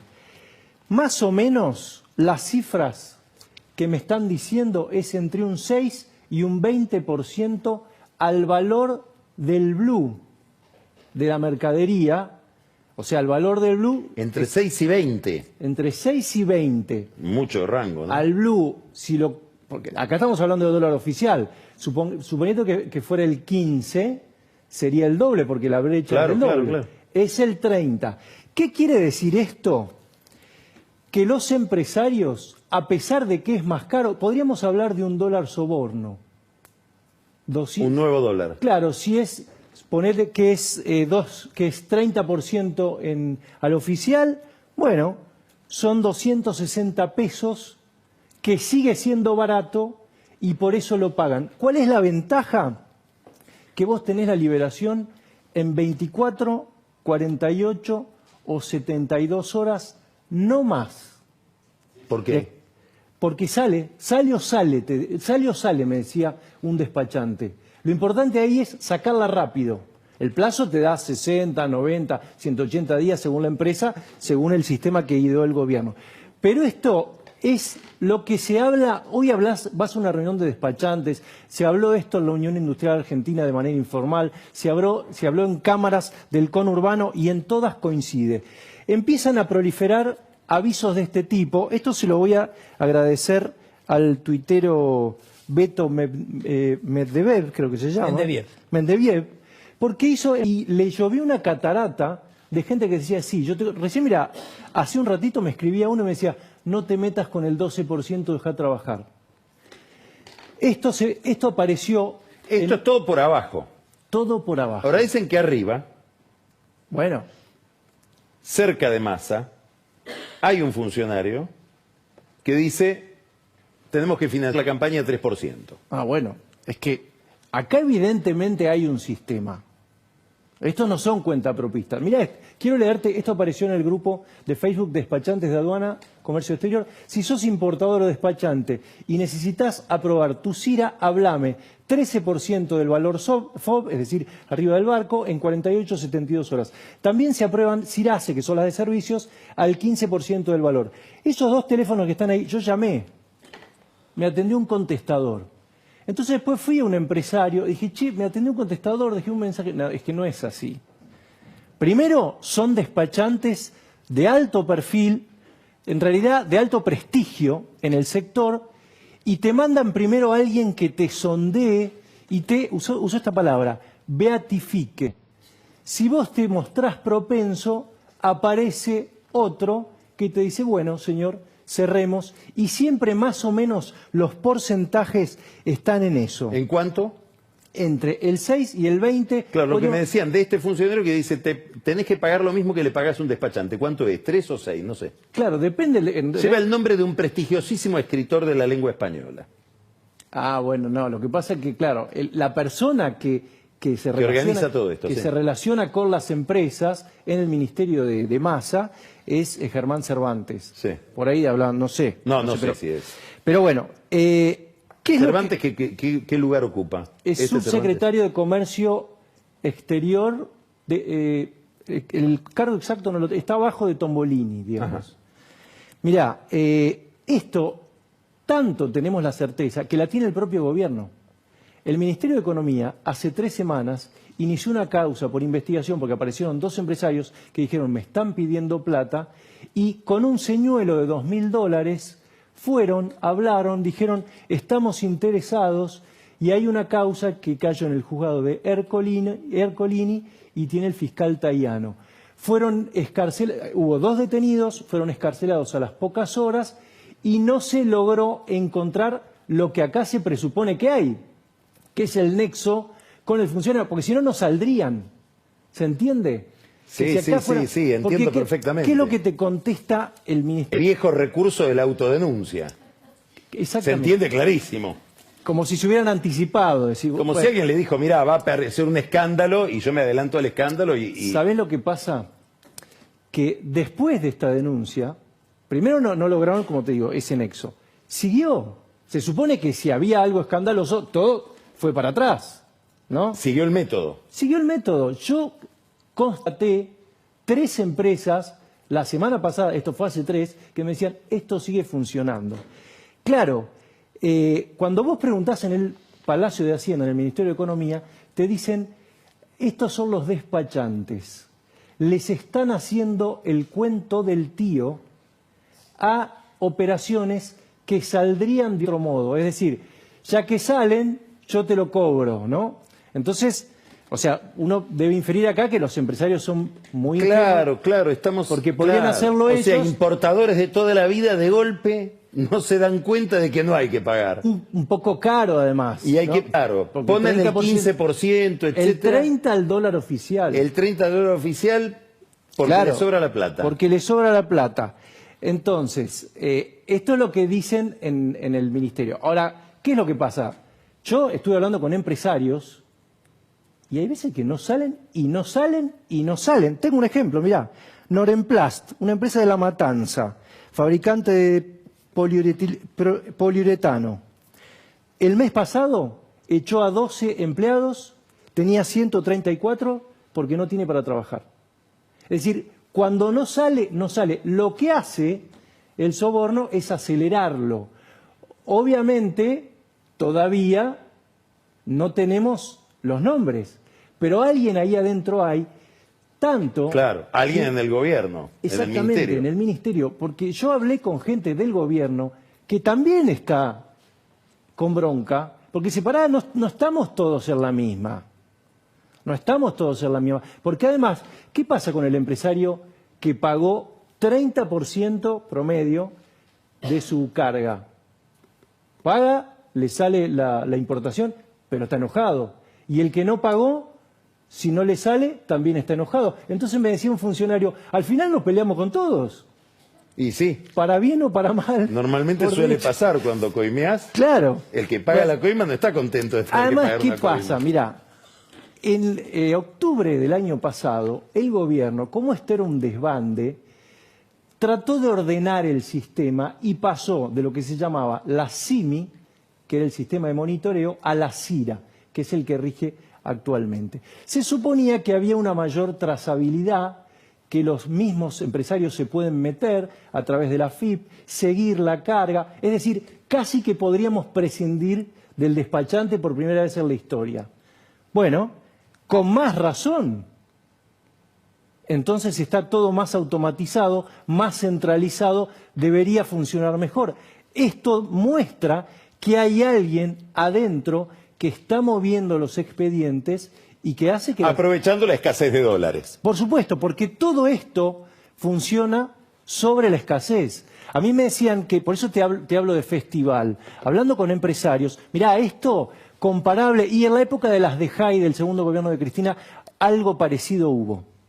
Cuando faltan, empieza el festival, cuando pones la barrera, le das pie a este tipo de irregularidades. Obviamente, no es la única ventanilla, porque yo te decía, esta resolución de octubre creó una comisión en la que intervienen el Banco Central, el Ministerio de Massa, la aduana, básicamente, y me estoy olvidando de uno, y la FIP. Bueno, esto supuestamente funciona así. Ahora, vos tenés históricamente en el Estado compartimentos con cuentapropista, por ejemplo, la aduana. O sea, la aduana tiene juego propio, más allá de que Massa tiene un nombre propio ahí, que es Guillermo Michel, ¿no? Sí. Ahora, dentro de la aduana vos tenés, ahí sí, compartimentos que responden históricamente al PJ, ahora a la Cámpora, en su momento servicios de inteligencia, ese es otro mundo. Pero sí que el gobierno... Muchísimo han tenido que ver los servicios de inteligencia, no sé si tienen que ver o no, con el tema aduanas. Totalmente, totalmente. Y, Hay que recordar que cuando se desata el gran conflicto de Cristina Kirchner con Stiuso, después de la muerte de Nisman, perdón, de la denuncia de Nisman, sí, lo primero que hace el gobierno es investigar a Stiuso en la aduana, no en la AFI, no en los servicios de inteligencia. bueno, una última cosa. Él, de hecho, deja el país acompañado por un Uruguay. despachante de aduana. Claro. Bueno, una última cosa. El sistema este que reformó el gobierno formalmente también trata de atenuar la salida de dólares mediante las cautelares que habían sido el año pasado realmente una preocupación para el gobierno. Y fíjate lo que le pasa, a ver si tenemos la captura, lo que le pasa a un despachante que trata de meterse en el sistema y ve si está autorizado a pedir dólares. Dice, importador monitoreado por presunto uso abusivo de cautelares. Esto dice la resolución 5271, que si vos abusaste de las cautelares, te inhiben el quil y no podés importar. Esta es la parte formal, la parte institucional. Esto es institucional. Esto es institucional, resolución 5271. O sea que esto va a seguir, esto es una primera parte. No sé la cantidad de gente que me llamó hoy cuando adelantamos esto. ¿Para qué? Che, Para contarte. nosotros estamos... Me llamaban de cámara diciendo, ¿vas a hablar de nosotros? O sea, todos dan por sentado que esto funciona así. Lamentablemente. Esperemos que no sea siempre así. Bueno, muy interesante todo el informe, Pancho. Daniel Vilota. Miramos a Rosario y en el camino nos encontramos Y lo tenemos que mirar bien a con la Rosario, provincia de Buenos Aires. porque el año pasado en el último programa contamos que para el Ministerio Público Fiscal bonaerense está comprobada la existencia de un corredor entre Rosario, Pergamino, San Nicolás y Colón a partir del asesinato en Colón de Mauricio Cordara, que era el chofer de Pablo Anzaloni, lo contamos acá con Pancho. En realidad se confunden, Anzaloni declara espontáneamente la justicia, ahí lo mira, ahí ves cuando lo matan, le descargan 12 tiros. Quiero contar, ahí lo mostramos, ahora no vamos a entrar en ese detalle, Cordara y Anzaloni no se parecen en nada, Fue una confusión, se presentó espontáneamente Anzaloni y declaró que el atentado era para él. Está comprobado, Carlos, que quienes disparan son sicarios vinculados a la banda de los Monos de Rosario. Uno ya está detenido. Con lo cual, con este antecedente de lo que vamos a hablar, que es el juicio político al fiscal Claudio Escapolán, tiene otro nivel de relevancia. Recordamos, Escapolán, fiscal de San Isidro, por muchos años a cargo de la unidad que se especializaba en combatir al crimen organizado y a los delitos complejos en el partido de Tigre. De la justicia provincial. De la justicia bonaerense. Ahora sí estamos en la provincia de Buenos Aires. Lo que le va a pasar a Escapolán seguramente a partir del 28 de marzo ocurrió 10 años antes con la causa Leones Blancos. También hablamos mucho aquí. Este fiscal, muy lejos de su jurisdicción, allá en una quinta de Moreno, para evitar la entrega de un gran cargamento de cocaína, lo hace con efectivos de la DDI de Quilmes. Hay un modelo que siempre se va a repetir en varias causas con Escapolán. Interviene fuera de su jurisdicción y lo hace con policías que también están fuera de su jurisdicción. Esto llama la atención del Tribunal Oral Criminal 3 de San Martín, que en el 2016 anula todo lo que Escapolán actúa en la causa y pone y le pide al fiscal federal Fernando Domínguez que la vuelva a investigar, sobre todo un tema. Sí, la droga decomisada efectivamente es la que figura en el expediente, porque la sospecha con Leones Blancos es que en realidad se decomisó 1 tonelada y que en el expediente solo hay notificadas 500 kilos. Es decir, que hay un resto que volvió al narcomenudeo, probablemente a través de policías. La mitad más que un resto. Un resto importantísimo, es exactamente la mitad, vuelve por efectivos de la bonaerense al narcomenudeo. A partir de esta causa federal que inicia el TOC, Elisa Carrió pide el juicio político a Escapolán y en el 2017, el mismo año lo pide Carrió, en el 2017 se producen 2 hechos importantes. Una es la renuncia del jefe de Escapolán, el fiscal general de San Isidro, Julio Novo, con quien Escapolán mantenía una relación muy estrecha, y Novo lo hace para no enfrentar el juicio político por la causa del Shopping Unecenter, un ajuste de cuentas entre 2 narcos colombianos que se balean en el estacionamiento de ese centro comercial. Y ese mismo año pasa un hecho, inicia una saga que va a quedar en la historia del Poder Judicial argentino, probablemente como un hecho bochornoso, y es que todos los miembros de la Corte bonaerense se excusan de intervenir en el juicio político a Escapolán. La Corte bonaerense elige presidente por 1 año y durante su mandato ese presidente está obligado a presidir todos los juicios políticos que se produzcan. Se excusan, si querés lo cito, Hilda Kogan, Eduardo de Lázari, Eduardo Petillani, Daniel Soria y Sergio Torres. Y después de ello, todo el Tribunal completo de Casación Penal. Recién en marzo del 2022 se constituye un presidente, Ana María Burdimborde, presidente de la Cámara Civil y Comercial de La Plata, e inmediatamente resuelve el apartamiento preventivo de Escapolán. Meses antes, octubre del 2021, la jueza federal Sandra Arroyo Salgado, que intervenía en la investigación de Domínguez, lo procesa y le imputa varios cargos. El más importante, jefe de una asociación ilícita dedicada al narcotráfico. Y 2 meses después, el abogado defensor de Escapolán, Marcelo Rocchetti, pide y consigue que la Sala 1 de la Cámara Federal de San Martín aparte a la jueza de la causa y el expediente pase a Emiliano Canicova, hijo del ex juez federal, perdón por la cita de nombres, pero son muy importantes, Rodolfo Canicova Corral. Pero no es lo único que resuelve esta Sala 1. Además, dictamina la falta de mérito de la gran mayoría de los cargos que le había imputado la jueza, excepto la falsificación de documentos. Gran momento para detenerse. Rocchetti era el jefe de asesores de Cristian Ritondo en el Ministerio de Seguridad. Es decir, que acá habría la intervención de un funcionario ligado al PRO. Y tal vez otro más, si fuese cierto, que Daniel el Tano Angelici mantiene un vínculo muy estrecho con uno de los miembros de esa Cámara, Marcelo Fernández. Con todo esto, Escapolán presenta una apelación ante... De la Cámara de San Martín. Escapolán, con la gran mayoría de la causa federal caída, va al jury de la provincia de Buenos Aires y dice, bueno, ya no hay casi causa en mi contra, hay que anular todo lo que actuaron. Esa instancia no existe en la provincia de Buenos Aires, se reúne el jury y decide 2 cosas. Primero, rechaza la apelación de Escapolán, lo suspende preventivamente y con eso da inicio al proceso del juicio político. Muy interesante cómo votan, porque la primera votación para rechazarle la apelación a Escapolán La gana quienes están en contra por 8-3. A favor de Escapolán votan Sofía Vanelli, senadora provincial ligada a Sergio Massa en el Frente de Todos, y 2 diputados de Juntos. Walter Caruso, ligado al intendente Gustavo Pose de San Isidro. Claro, esto es a favor de Escapolán, es como votan, y Daniel Lipovetsky, que es apadrinado por Angelici.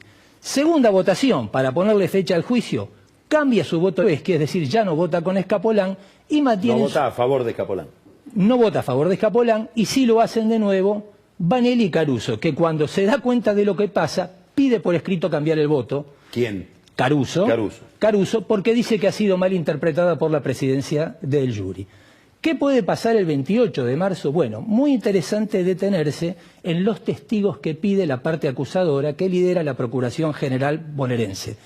Es el inicio del juicio político y tienen que presentarse los Esto es el testigos. 28 de marzo. De marzo. Se inicia el juicio político de Escapolán Escapolán, sí. el 28 de marzo. El 28 de marzo. Son 5 días hábiles donde desfilan los testigos antes que se produzcan veredictos.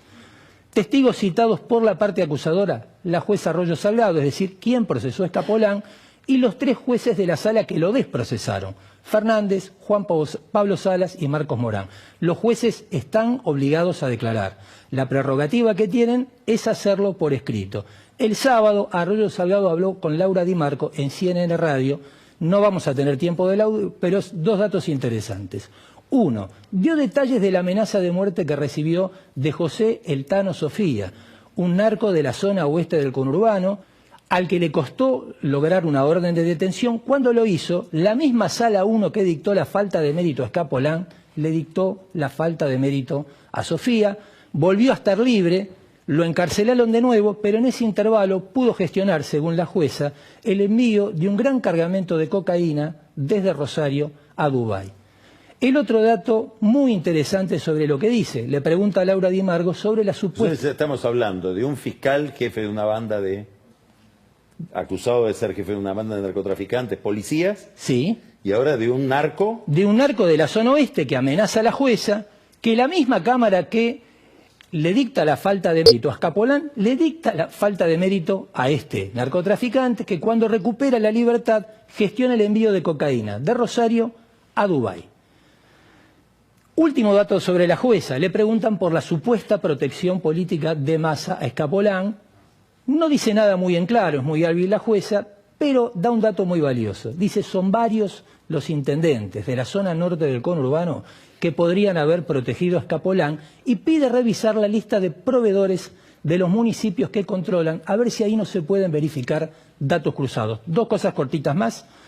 Insistentes versiones sobre la presión personal de Sergio Massa sobre los diputados Caruso y Lipovetsky para cuando empiece el juicio político. Y el último dato importante, aunque fuera destituido, como no existe más la causa federal, Escapolán no va a ir preso, probablemente eso sea lo más sustancial de la estrategia de su defensa. ¿Qué cuadro? Una pintura del conurbano bonaerense, Carlos. Quiere decir que tenemos delante de nosotros un problema que creo que fue no el año pasado, sino el otro, a fin del otro año, es decir, estamos hablando de 2021, el doctor Horacio Rosati dijo acá de aquí a 3 años, o a 5 años creo, el problema del narcotráfico va a ser el primer problema o el principal problema que vamos a tener en la Argentina. Se adelantaron los plazos. Se apresuraron los narcos. O están llegando muy lentas las autoridades, pero lo tenemos... Casi como la autodenuncia de Pancho. Porque estamos, claro, estamos en presencia de un fenómeno nuevo, que insisto en esto, no es un problema ya de bandas de narcos, sino que lo que está apareciendo es lo que está detrás de las bandas de narcos, de las bandas sanguinarias, que es la política protegiendo, en un sentido amplio, ¿no? Por supuesto. Como parte del negocio, que toca policía, toca dirigentes políticos, toca fuerzas de seguridad. Estamos ante una agenda que con el tiempo se va volviendo cada vez más habitual y cada vez más inquietante. Muchas gracias, Pancho. Gracias, Daniel. Vamos a un corte y Camila Perochena nos va a contar por qué se ha dicho que Rosario es la Chicago argentina. Habrá que decirlo de nuevo, ya volvemos.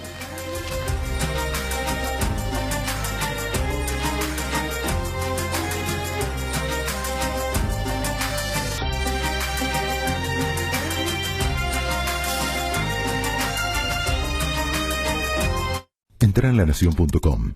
El valor de entender lo que pasa. La vuelta a clases es más fácil con Cetrogar. Mete cambiazo y llévate esta notebook Lenovo IP1 Con la primera plataforma digital de arte contemporáneo, y hoy nos trae dos artistas, Diderot. Por un lado, Yaya Firpo, con este collage textil que se llama Billete, que es un billete de $1, hecho con retazos de vestuario del carnaval. Es una obra premiada muy importante, que si les gusta la pueden conseguir en Diderot Art. Homenaje a Peggy Guggenheim. Exactamente. Muy Mirá linda. qué lindo, qué bien. Muy hermosa. Y tenemos otra obra. ¿Cómo se llama el autor o autora? Yaya Firpo. Yaya Firpo. Autor. Y la obra se llama Billete. Y después tenemos a una joven... Muy de época, ¿no? Muy de época y muy va de la mano con el tema de hoy.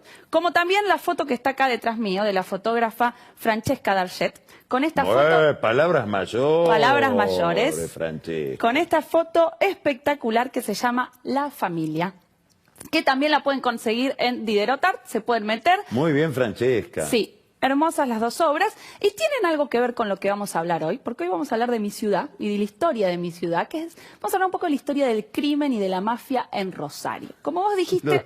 Así, con total tranquilidad. Sí, bueno, no Casi sé cómo... poéticamente, Casi con poéticamente. cariño. Sí, por suerte voy a hablar de la Rosario de 1930. Claro. Vos decías de la Chicago Argentina. Primero voy a hacer una aclaración. Al principio Rosario, cuando se la llamaba la Chicago Era Argentina... por los cereales. Era por los cereales, Claro, por el sí. puerto, porque era una Así lo ciudad afirman millones de próspera. rosarinos. Claro, así lo decimos los rosarinos. Claro. Lástima que después, Mirá qué buena Rosario, foto. esas fotos de principios de siglo, Rosario a principios del siglo se convirtió en sede de organizaciones mafiosas sicilianas, y por eso empezó a llamársela la Chicago Argentina, por motivos menos felices que Casa los de del cambio puerto. con señores. Seguimos con el, Efectivamente. con el dólar. Entonces, si tenemos que empezar a pensar cuándo Rosario se convierte en la ciudad del crimen, o cuándo por primera vez es asociada como la ciudad criminal, hay una fecha que es 1892. En ese momento va a empezar a haber una ola de homicidios en Rosario, muy violenta. Va a empezar a aparecer en los diarios de Buenos Aires. No son homicidios llevados adelante por mafia todavía, pero son homicidios importantes. Esto lo estudió Agustina Prieto, la historiadora. Y ella cuenta cómo el diagnóstico que se hizo en esa época, es muy curioso el diagnóstico de por qué Rosario era tan violenta en ese momento. Decían que los rosarinos iban a ver circo criollos, dramas criollos, Sí. Juan Moreira, el Martín Fierro, y creían en los medios, el intendente, que eso despertaba una suerte de instinto asesino en los rosarinos, de resistencia a la autoridad, y que eso explicaba que los rosarinos fueran más violentos que en otras ciudades, ¿no? Por eso lo que se hizo en Rosario en ese contexto fue prohibir los dramas criollos. No se podía ver Juan Moreira, no se podía ver Martín Fierro. Lamentablemente eso no resolvió el problema ¿Qué de la... mirarán los monos? No sé, de verdad. ¿Eh? Martín Fierro no creo que... No. Juan Moreira tampoco, no los veo. La cuestión es que la violencia no se dio. A principios de la década del siglo XX, Rosario se convierte en sede de organizaciones mafiosas sicilianas. Década del... En 1910 empieza, pero llega a su pico en 1930, ¿no? 1930 es el momento de mayor violencia de estas organizaciones mafiosas, pero las primeras ya aparecen en 1910. La mayoría de estos mafiosos vienen de Agrigento, no sé si lo pronuncié bien, ¿no? Muy bien, La Agrigento, región sí. siciliana de Agrigento. ¿Y qué hacían? Bueno, diferentes actividades. Falsificación de billetes, secuestros, extorsión de comerciantes o de chacareros, algo muy común ahora, digo, entre las organizaciones criminales actuales en Rosario, algo que hace mucho es extorsionar comerciantes, ¿no? Bueno, eso era una práctica que hacía la mafia siciliana en 1910, 20 y 30. Secuestros y, por ejemplo, robo de tren. En eso Rosario fue... de las primeras ciudades. Es la primera ciudad donde se roba por primera vez un auto en Argentina, y la primera ciudad donde se... Es la Sí. Rosario es la Esto lo leí en un primera. libro que se llama La Chicago Argentina, de Osvaldo Aguirre, que dice que es la primera ciudad donde se roba un auto en Argentina, no en el mundo. Y la primera ciudad... Bueno, si fuera del mundo... Bueno, no sé. sería... Sí, Claro, está bien, me tiro al piso. Sí, sería tristísimo. Y la primera ciudad donde se roba por primera vez un tren. Y un tren. En la Argentina. El robo del tren lo lleva adelante un grupo mafioso siciliano. Y entre estas mafias sicilianas, o en este contexto de mafia siciliana, vamos a tener a dos personajes que se van a destacar, que van a ser Juan Galifi, también conocido como Chicho Grande, y Francisco Marrone, el de lentes, conocido como Chicho Chico, ¿no? ¿Quiénes eran estos personajes? El más importante es Chicho Grande, ¿no? Chicho Grande va a ser un jefe de la mafia en la década del 20 y en parte de la década del 30, una especie de líder carismático siciliano, y se va a ser conocido por cometer 2 secuestros que van a ser muy resonantes, ¿no? El secuestro de un estudiante de medicina, Abel Ayerza, y el secuestro de un periodista, secuestro y asesinato en ambos casos, de un periodista del diario Crítica, que era corresponsal en Rosario, que informaba sobre los crímenes de la mafia en el diario Crítica y que va a ser secuestrado y asesinado por los hombres de Chicho Grande. Voy a leer un pequeño fragmento de cómo el diario Crítica presenta el asesinato de su corresponsal, porque parece muy actual cuando uno lo lee. Nunca como hoy Rosario merece ser llamada la Chicago argentina. Tiene sus bandas todopoderosas, sus policías impotentes para destruirlas y sus periodistas heroicos y mártires. Así titulaba el diario Crítica la muerte de su corresponsal. A Chicho Grande se le va a intentar imponer Chicho Chico, ¿no? Le va a tratar de disputar... Ese es Chicho Grande, ¿no? El Chicho Chico era el de lentes, claro. Era, Pongamos de nuevo esa. La anterior. La anterior Sí. es Juan Galifi, que sería el que está ahí a la izquierda, que es Chicho Grande, ¿no? El que, sí, El humilde barbero de Villa Gobernador Galvez, porque empezó así, que al frente de la efectivamente. mafia rosarina como jefe indiscutido llegó a convertirse luego en poderoso industrial y turfman. También tenía caballos, efectivamente. Chicho el Grande. Chicho el Grande. Y Chicho ahora Chico, pasamos a Chicho el Chico. Chicho Chico va a intentar disputarle el poder a Chicho Grande. Va a llegar después... Parece un académico Chicho el Chicho Chico. Chico, si no parece mafioso, no. Llega en 1930. Él no venía de Agrigento, venía de Palermo y llega con la pretensión de convertirse en el jefe de la mafia rosarina y de correr a los mafiosos de Agrigento para imponer a la mafia de Palermo, ¿no? Llega como una especie de enviado. Además, llega, este es un dato que me pareció interesante, escapándose de la persecución de los fascistas en Italia, ¿no? Por eso llega en 1930. Bueno, la cuestión es que a Chicho Chico no le va tan bien en ese plan. Termina, después de varios delitos que cometió, termina siendo asesinado por hombres de Chicho Grande. Chicho Grande es el que termina como jefe. Igual finalmente Chicho Grande va a ser deportado a Italia. En Italia va a ser encarcelado y va a morir en la cárcel. Y ya la desaparición de estos 2 personajes, la persecución de la policía, va a hacer que empiece a decaer la mafia rosarina hacia mediados de la década del 30. Va a ir perdiendo fuerza poco a poco y finalmente estas organizaciones mafiosas van a desaparecer. ¿Había alguna relación entre estos sicilianos Sí.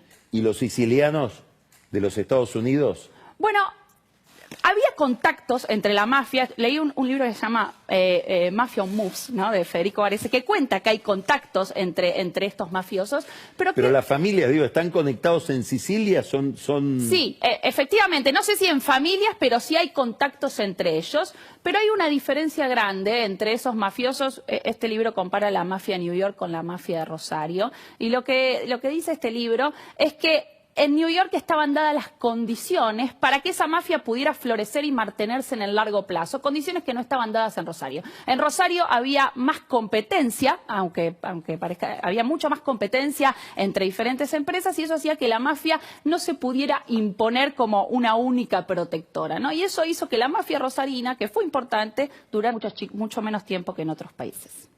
Por la existencia de un mercado, diríamos. Exactamente, sí, de un mercado y una policía que ejercía con dificultades su poder. Bueno, excelente reconstrucción. Muchas gracias, Y Carlos. muy buenas las imágenes. Gracias. Gracias, Camila. Vamos ahora a un corte y recibimos a Carola y volvemos a recibir a Daniel Vilota, y quien dice Vilota dice whisky. Vamos ya al momento whisky y después quédese porque Luis Novarecio entrevista al polifacético empresario Enrique Piñeiro. Ya volvemos. El genio de la imagen, Señor. don Roberto Rossellini. Escuchá.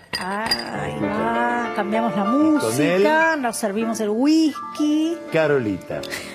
y Vilota. Muy amable, Caro. ¿Cómo serviste así? Mirá la podemos escena brindar. que creó Mirá, Rossellini. No, la música. ¿Estás bien, Vilota? Por supuesto, estoy mirando cómo sirve el whisky porque no hay whisky sin Vilota, entonces es como ver Claro. el mismo. ¿Está bien? Claro. Sí, Es un perfecto. espejo. Bastante bien. Gracias. ¿Vamos? ¿Por esto hubo que poner algo? ¿Allá en la aduana o...? No me hagas hablar. ¿Tuviste que...? No lo No sé, me hagas hablar, Carlos. no puedo hablar. No, No puedo hablar. Salud. Salud. ¿Por qué no vas a brindar por nadie? No, vamos a saludar al doctor Mario Gramizzi. Sí. ¿Dónde está Carlos? Yo creo que está mirando el horizonte en sus heredades Esperando que llueva. de Tres Arroyos. A él ya le llovió. Bien. Ah, bueno, Él ya está hecho. Está cubierto. Él está cubierto. Y Víctor. Víctor y la banda del Cortito, que lo tenemos en la otra orilla, en cualquier momento visita a la Reina del Plata. Bueno, Creo que la semana que viene. que nos visite a nosotros. Bueno, están para abrir Lo las traemos puertas. un día, ¿eh? Dale, Sí, dale, claro. dale, lo convidamos. ¿Están para abrir las puertas del Kenan? A ver, Ajá. ¿por qué? ¿Por qué? Y ¿Por porque qué? ¿Hay estreno? Estamos renovados, chicos, renovados. ¿Renovamos la Miki casa? se puso y renovamos todo. Pone. Sí, mirá. Porque en general él saca. No, mirá. Mirá. ¡Epa! Oro, todo oro. Todo oro y Sí, siempre esa sí, construcción inestable, No es el chapado, endeble. ¿verdad? Pero Como diría Borges, la vaga estatua y la dudosa ruina. vos dijiste que inaugurábamos que, Carlos, y presta atención, Vilota, A ver. porque año electoral. Kenan Consulting. Kenan Consulting. Mira, vamos a tener encuestas, vamos a tener spots de campaña vintage como el que les traje hoy. Vamos a ver un spot vintage, así para arrancar. Y después vamos a ver todos los candidatos que se vayan a presentar. Vamos a ver si descubrimos alguno. Todo el territorio, nada nos va a ser ajeno. ¿Cómo es lo de Nada. las encuestas? Ahí vamos a hacer una encuesta en Odisea.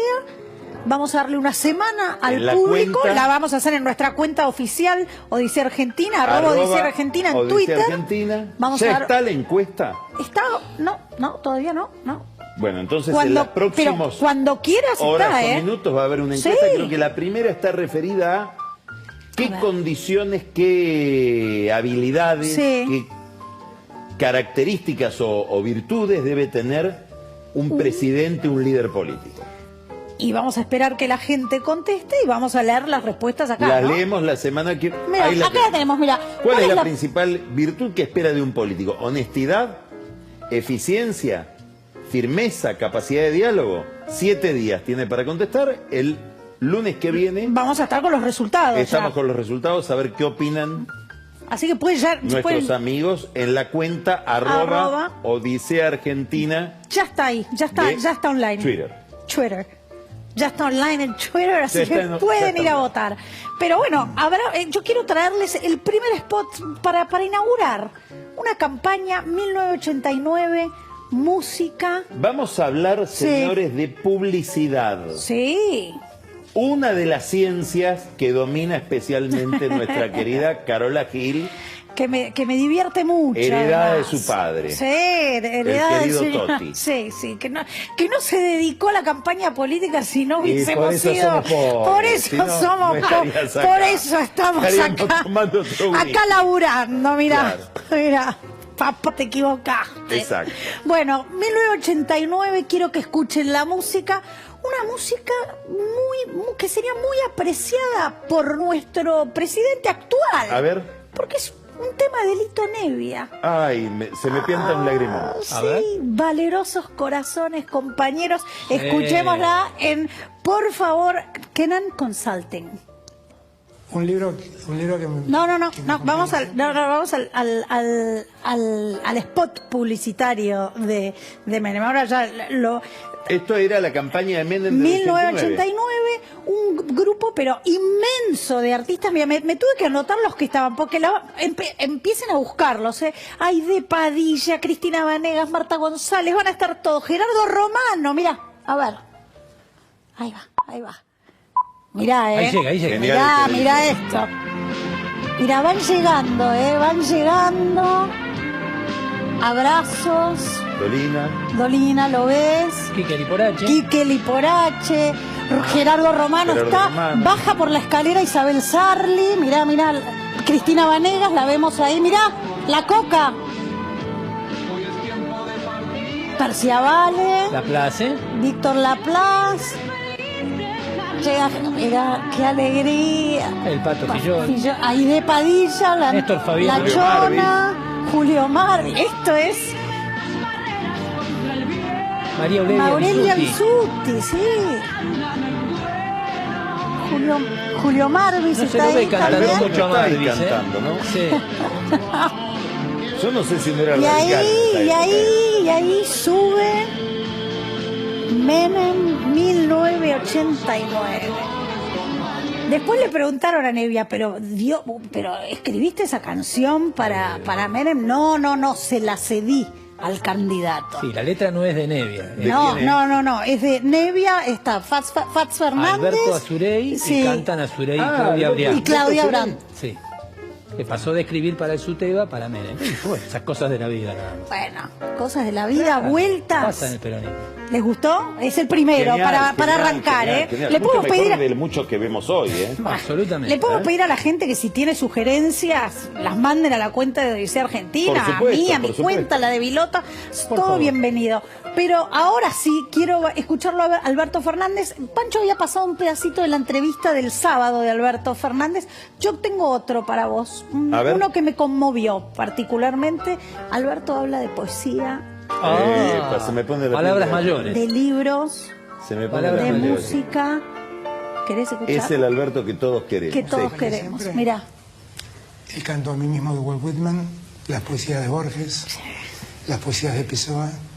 Ahora el embajador de Cuba me trajo las obras completas de José Martí y he descubierto un poeta maravilloso, José Martí. No lo había leído nunca. un poeta. Y a mí la poesía me gusta mucho, por eso... Mucho, ¿eh? Sí, tanto que Mirá. se dedica a leer poesía de José Martí en medio de este despelote. Tengo de poesía, tengo muchos. Mirá, Whitman, Pessoa...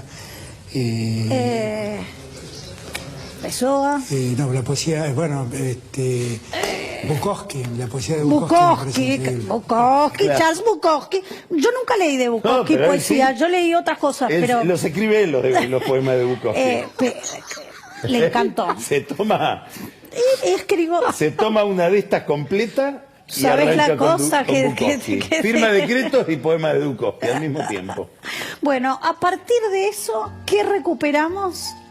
Los dos volúmenes que escribió Alberto de poesía en este tiempo. Tenemos las fotos de las tapas porque me Claro, gustaron, la una poesía, tapa ¿no? vintage. Hoy estamos con grandes escritores de este gobierno, ¿no? Sí, Impresionante. sí. Mira, Versos para la Eternidad, volumen 1 y 2. ¿Viste cómo se llamaba ese que escribías las letras con las... Plástico, no recuerdo. Sí, bueno, esos son... Tengo algunos, si querés, es muy a lo Whitman, ¿eh? Letra Muy- set. Sí, Letra letra set set. Junior, Sí, exactamente. sí. Bueno, quiero que escuchen, María muchachos, Isidor, diría Camila. un poquito. Hay que acordarse de que se llamaba letra C. Sí. Bien elogio, che. Ah, me salía tipo Silva Pen, una cosa así. No, Silva Pen era otra Ay, cosa. mira, ahí se los anota. Mira dónde los anota. En el boletín oficial. ¿Qué Se mejor? escribe ahí, mira, ahí dice, me pasa algo muy raro cuando hablo con mi gente de mi postulación de nuevo a presidente. Todos bajan los ojos, se sonrojan, vacilan y hasta escucho las risas de Fabiola y de Dylan y le va poniendo, viste, Está bien la rima, pero corrección. falta un poco de métrica, me parece. ¿Vos decís? Sí, se sonrojan, Bueno, pero- vacilan, ahí hay la métrica está escaso de sílabas, le faltaba un par de sílabas. Pero mirá, Lo tiene... hace mientras trabaja. Y mira esta que se manda acá, dice, yo tuve que enfrentar 1.000 plagas, Vilota, pandemia, guerra y la sequía ahora. Ahora, ¿quién te manda esto? Bueno, yo te bueno. imagino, ¿Tenés ¿vos te alguien crees ahí, que es Pancho nada más que habla con Claro. 20 empresarios? Mostralo de nuevo, a ver. No, mira, ay, ya se lo puso él en su propio despacho, tiene el libro ahí puesto, ¿viste? Tiene la Dylan, el cuadro de Evita y Perón en ese Muy rústica abrazo. la impresión, ¿no? Casi Sí. artesanal. Sí, todo vintage. Si me da una foto con Cristina, ¿podrá ser tan mezquino? ¿Y por qué? No, ni una, es verdad. por ahí no entró en el Busco, cuadro. ¿Ni una foto con busco. Néstor? Mirá que tengo visto el ¿Pero de el dónde resto. nació? ¿De un repollo? No, hay una hay de Bob Dylan, hay de Evita Perón, está de los perros, nada. Pero Néstor y Cristiano no, pero tampoco ni una foto de Francisco. Pero puede ser que una foto vieja del despacho. Nos tenemos que ir, Carlos. Y yo tengo tantos versos. Nos vamos acá. hasta el lunes que viene. Acá. No nos vamos. Sí, no, mira, a ver, qué sé yo. Este que dice. Escribe al margen de los decretos él, ¿no? Sí, dice, para esta. Yo que critiqué a Cristina y fui elegido por Cristina. Yo que quise cambiar el mundo y hacer un capitalismo más humano.